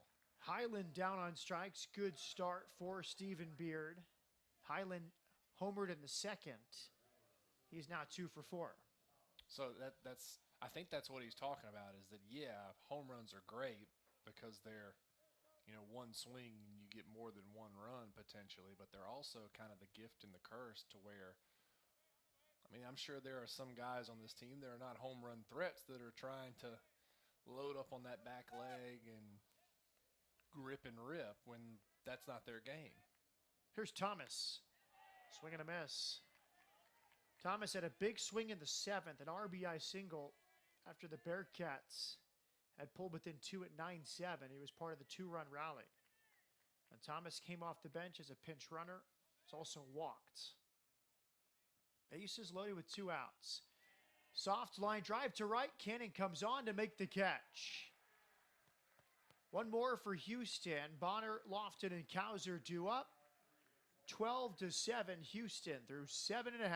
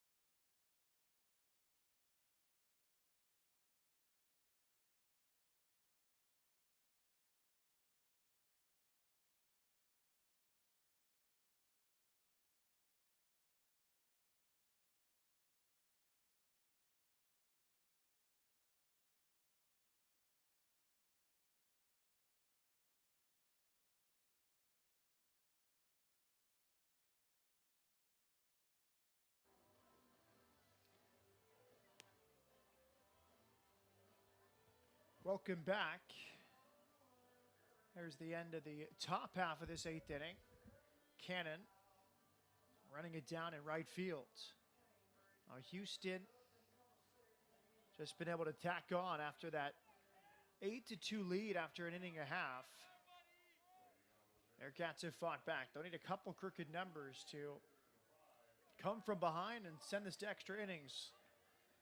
It's Bonner, then Lofton and Kauser due up. Bonner entered the game in the 5th as a pinch hitter for Jackson Grisham and grounded out to 2nd. Struggling a bit as a sophomore, but still getting opportunities from Coach Deggs. Fastball's low. It's Devin Rudall, who's been outstanding out of the bullpen. 2 1/3 innings. 2 hits, no walks, 2 strikeouts. That was just his 37th pitch.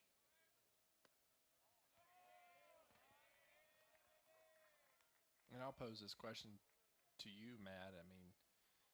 We've done 2 midweek games against teams of Rice and Houston, and Sam has given up double-digit runs in both of them. Are we hitting the panic button now? Is there cause for concern moving forward? I think it's tough. I think there's definite concerns. The one thing I would say is that in college baseball, on any given day, things can go bad. on the mound, and it just seems like 2 straight weeks they have for Sam Houston. They took care of business against Baylor in mid-March. They've obviously taken care of business in conference play as Bonner draws a 5-pitch walk. But I think the test will be at Baylor next week, against Houston again, Texas A&M at the end of April. The bigger clubs going to Arizona. Southland teams will test this Bearkat team, but I think the real litmus test to see how far this team can go will be in these midweeks when they throw some of their best arms at these higher RPI clubs. Right, and I think it's a double-edged sword, too, because you're playing teams that, I mean, let's be honest, are probably better talent-wise than what you'll see during a conference weekend. You're not going to see a Texas A&M or Baylor-type talent, or even Houston, really, in the Southland. I mean, that's just the nature of the beast.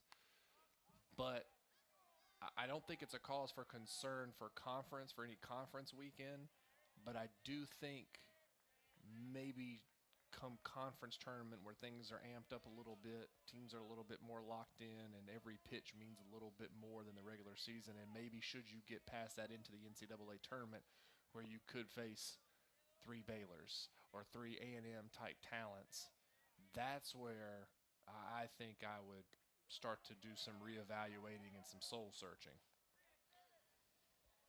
1-2 is the count on Jackson Lofton, who has 0 for 3 at the plate tonight. A line out, a strikeout, and a ground out. And I think if you asked Coach Deggs, Jay Sirianni, Lance Harville, Lance Miles, the coaching staff for the Bearcats, I think their frustration is probably in the lack of roles, defined roles at this time of year. Foul back. I think in college baseball, and especially with Sam Houston State and their depth, where the lineup can be shuffled and guys are asked to do different things, they would love to have a clear mid-inning guy right now, a clear 7th, 8th, 9th inning guy. I think Mikolajczyk is probably the one guy right now out of the bullpen, stuff-wise, presence-wise, experience.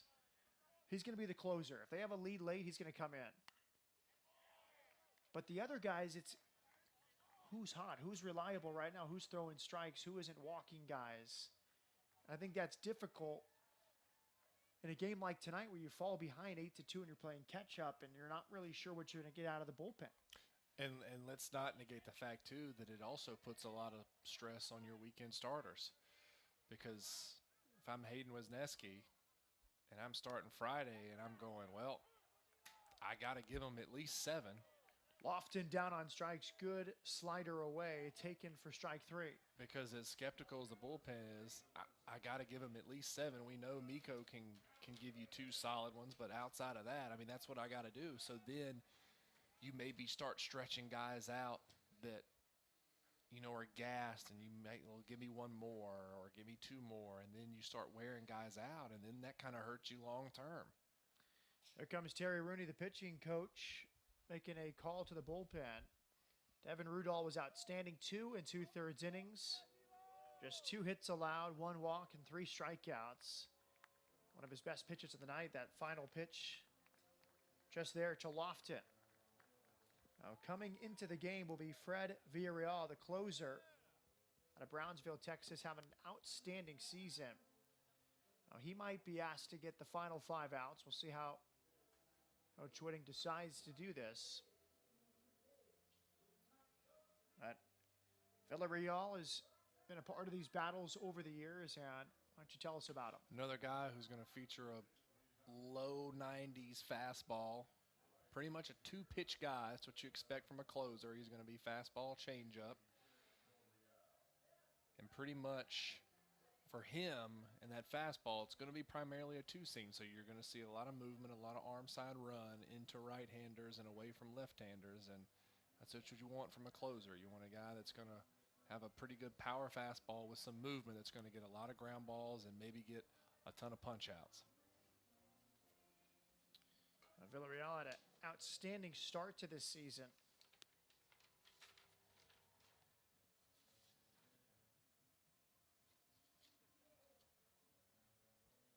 Trying to continue that in this midweek contest at Sam Houston State. The Cougars are 5 outs away from clinching the Don Sanders Cup after winning at home 2-1 in March. The final game of this 3-game annual series will be played in Sugar Land April 23rd. Villarreal already 7 saves on the year. Just 22 hits allowed in 34 innings, 29 strikeouts against 9 walks. He's 3-1.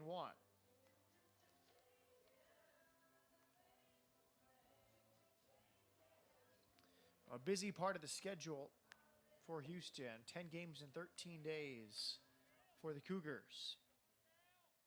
And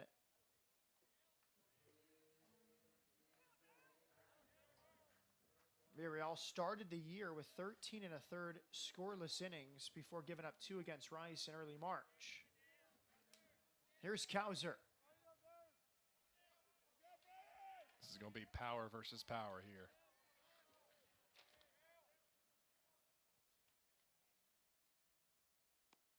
Swing and a miss.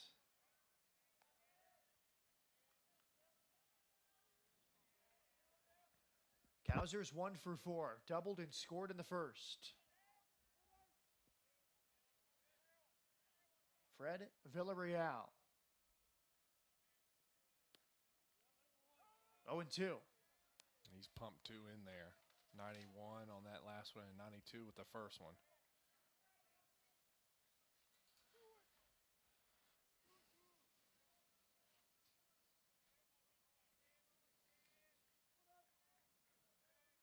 Bonner leads from first after his walk. Kauser high chopper towards second. Burkell short flip, no throw. A force out retires Bonner at second. Kauser aboard on the fielder's choice.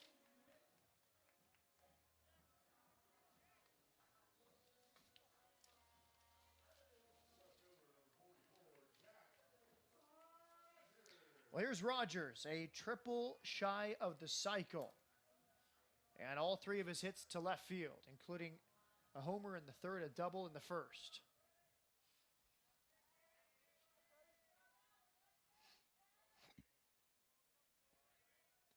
Southland Conference hitter of the week last week. First pitch fouls it back.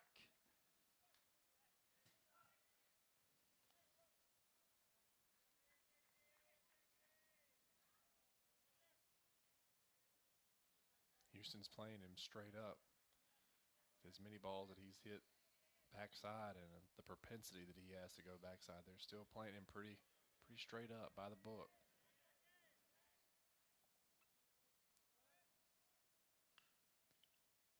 To short. Flip to second for the force out, and Villarreal does his job. Bearcats leave 1. We go to the 9th, 12-7 Houston.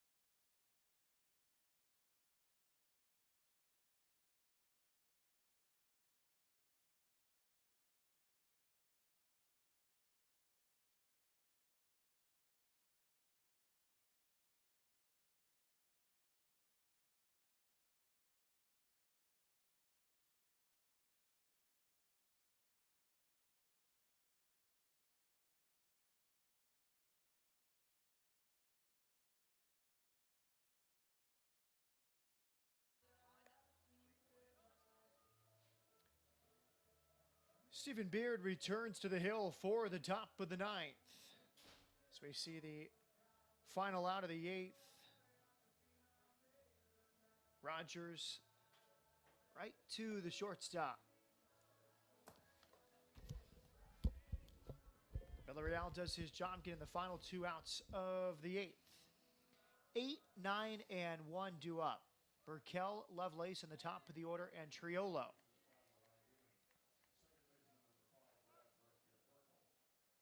Burkell 0 for 2.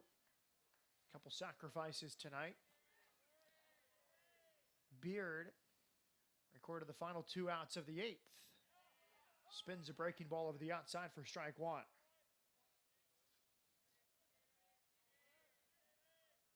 Now Beard, a freshman from the Woodlands High School in the Woodlands. 1-1.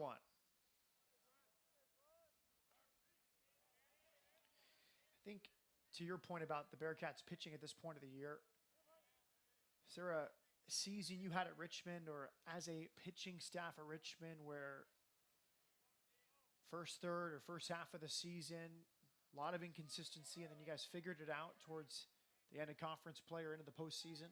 Sometimes, yeah, and it kind of goes along the same lines of what I was saying earlier when you've got guys in the weekend rotation that know that there is a minimum amount of innings that they have to give you to give them a chance to win. I mean, there were tons of times when, you know, I would be in the weekend rotation,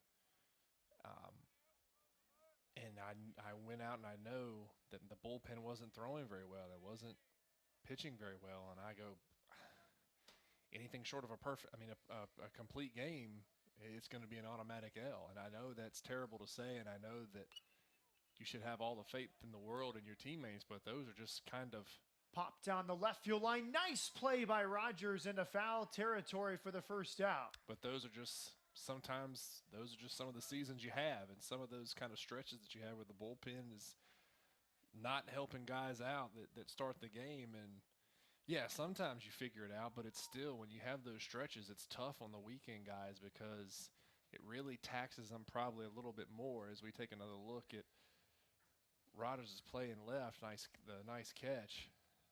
And the defense is just as much of it too. And that's why I'm saying with all these guys that have really fantastic stuff, just pitch to contact. If you don't have a great bullpen, just let your defense work and do as much as they can to contribute.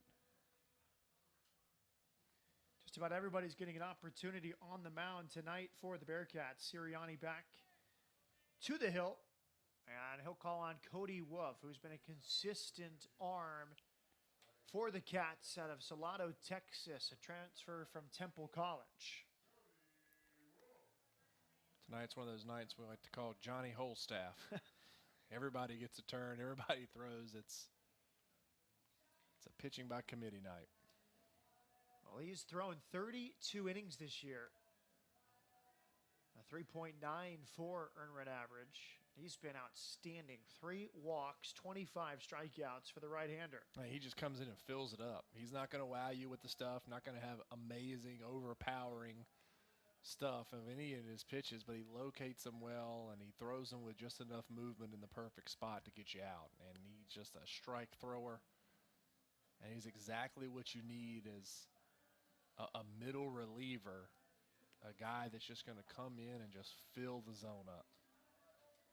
Expected to be used in multiple roles coming out of the fall into the spring, and Wolf is one of the most reliable out of that Bearcat bullpen. He started once. This will be his 13th appearance out of the pen. But far and away the most innings of any of the relievers. And honestly, if I'm Coach Sirianni moving forward in these midweek games, I'd take a look at him and getting a start. Because think about all these midweek games, not just the past 2 that you and I have done, but ones previous to that. Bad starts have killed them. And you look on the scoreboard right now, in the first 3 innings, Houston had 8 runs. And so you take those 8 runs away, and it's 7-4 Sam Houston. I mean, a guy like Wolf that comes in and just gives you quality outing, throws strikes, put him in there. I'm not saying he's got to go 5-6 innings, give you a quality start, but maybe enough of a spurt to get them off to a hot start, because their offense is going to hit. Their offense is going to produce. So maybe give him in there, throw up a couple zeros for 3 innings, and then get him out and then hand it off to one of your other reliable relievers to keep it going. That's a good point. Lovelace at the plate has been outstanding at the catcher position tonight. A sacrifice fly his first time. He's 0 for 3. just to illustrate how good he is defensively as he takes a call at third strike. He's hitting 151 on the year, but he's started all but 2 games. And I don't care what level of baseball, if you're good enough defensively, what you give with the bat is almost a bonus. Yeah, and especially there are certain positions that you can kind of negate what they do offensively for what they do defensively. Catching is one of those positions. If you're a really good defensive catcher, like you said, the offense is just maybe kind of a bonus. Center field is one of those positions where if you're really, really good defensively, it's the cherry on top if you're a really good hitter. So defense always comes first, honestly. Here's Triolo. He's lived up to the billing tonight. Outstanding game for the leadoff man. Hit hard to third. Kauser has it. Low throw handled by Hearn. Bearcats need 5 runs against Villarreal. It'll be Cannon, Hearn, and Harp coming up when we come back to Huntsville.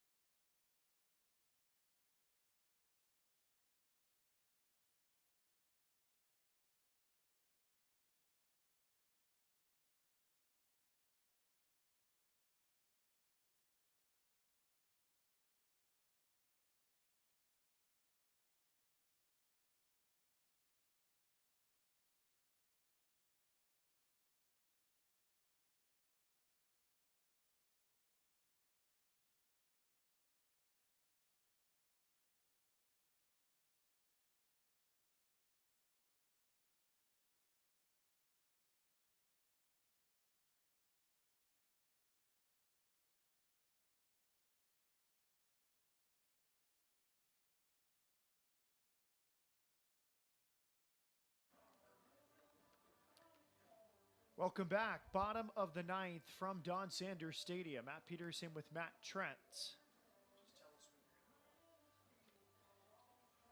The Bearcats down by 5. We'll have 3, 4, and 5 coming up against Fred Villarreal, one of the best closers in the American. Kind of no nonsense. You know what you're going to get every time he takes the ball. A junior from Veterans Memorial High School in Brownsville.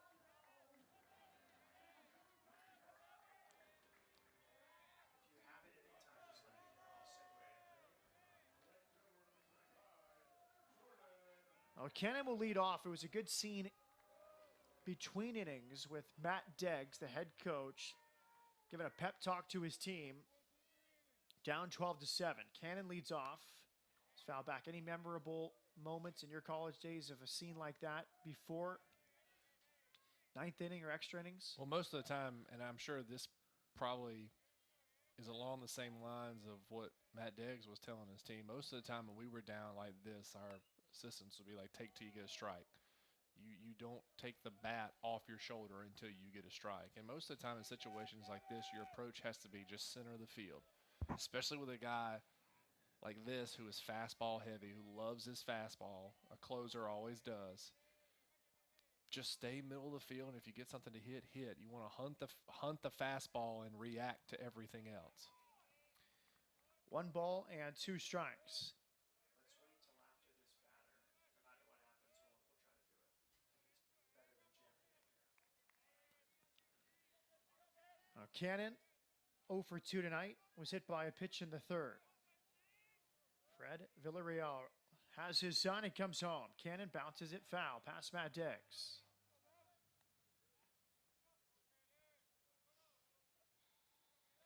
And Deggs is more, when it comes to hitting, he's more of a tactician than he is philosophy type of person. A philosophy person would be, take till you get a strike. A tactician is just like that, staying up the middle of the field. Diving play from Highland. He throws wide to first, and Cannon is aboard. Outstanding by Highland just to keep it on the infield, but an errant throw. And that's exactly to what I was talking about. The approach, when you stay middle of the field, you're not looking to pull, you're not looking for something out or half to go the other way with it. If you just hunt the fastball and you get a fastball, take a good swing on it.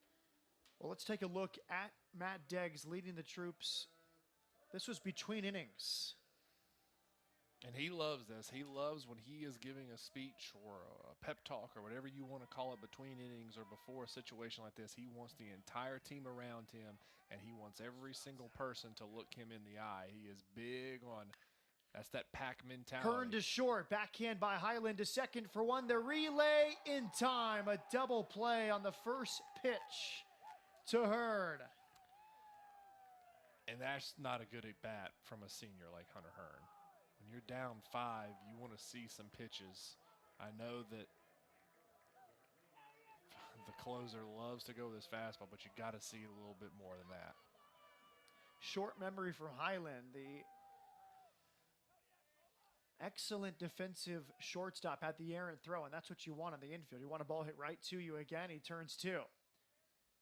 Last chance is Hart. And he takes strike 1.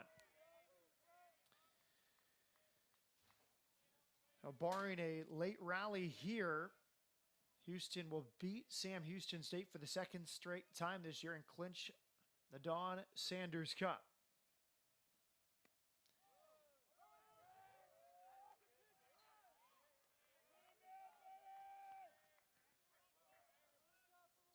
Harp has singled his last 2 trips, also walked. He's 2 for 3.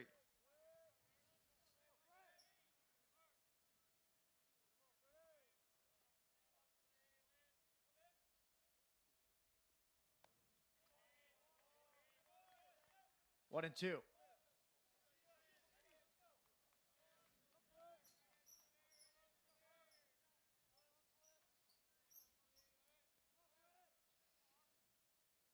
Fred Villarreal comes back on 1-2. High chopper foul. For Sam Houston, the good news is they're 12-3 in conference play. Atop the Southland Conference, they go to Stephen F. Austin this weekend. They're on pace for the same record as last year, 24-6. In the Southland when they ran away with the regular season title. Harp takes. But they'll be the first to tell you these midweek games are crucial. If they do not win the conference tournament in Sugar Land, these midweek games are going to have to get them to the NCAA tournament. And that's exactly what Coach Digg said last season, because they had relatively decent success midweek. Hit to short, another play for Highland. Good throw this time, and the ball game is over. Houston has won the Don Sanders Cup. They score 7 runs in the second and roll to a 12-7 victory. And that's pretty much the story of this one. A hot start by Houston and a slow one by Sam, and most of that was due to the pitching. Starting pitching for Sam has been their Achilles heel these past 2 midweek games, and it's resulted in back-to-back losses. But Houston, outside of their fantastic pitching, just slugged their way to this win as well. Indeed. Of the 16 hits for Houston, 8 for extra bases, including 4 homers. Triolo, Davis, Bilomovich, and Highland, each going deep. So for Matt Trent, I'm Matt Peterson saying so long from Don Sanders Stadium, where Houston beats Sam Houston State by a score of 12-7. All games airing on the ESPN networks are streaming live and archived on the ESPN app. This has been a presentation of ESPN.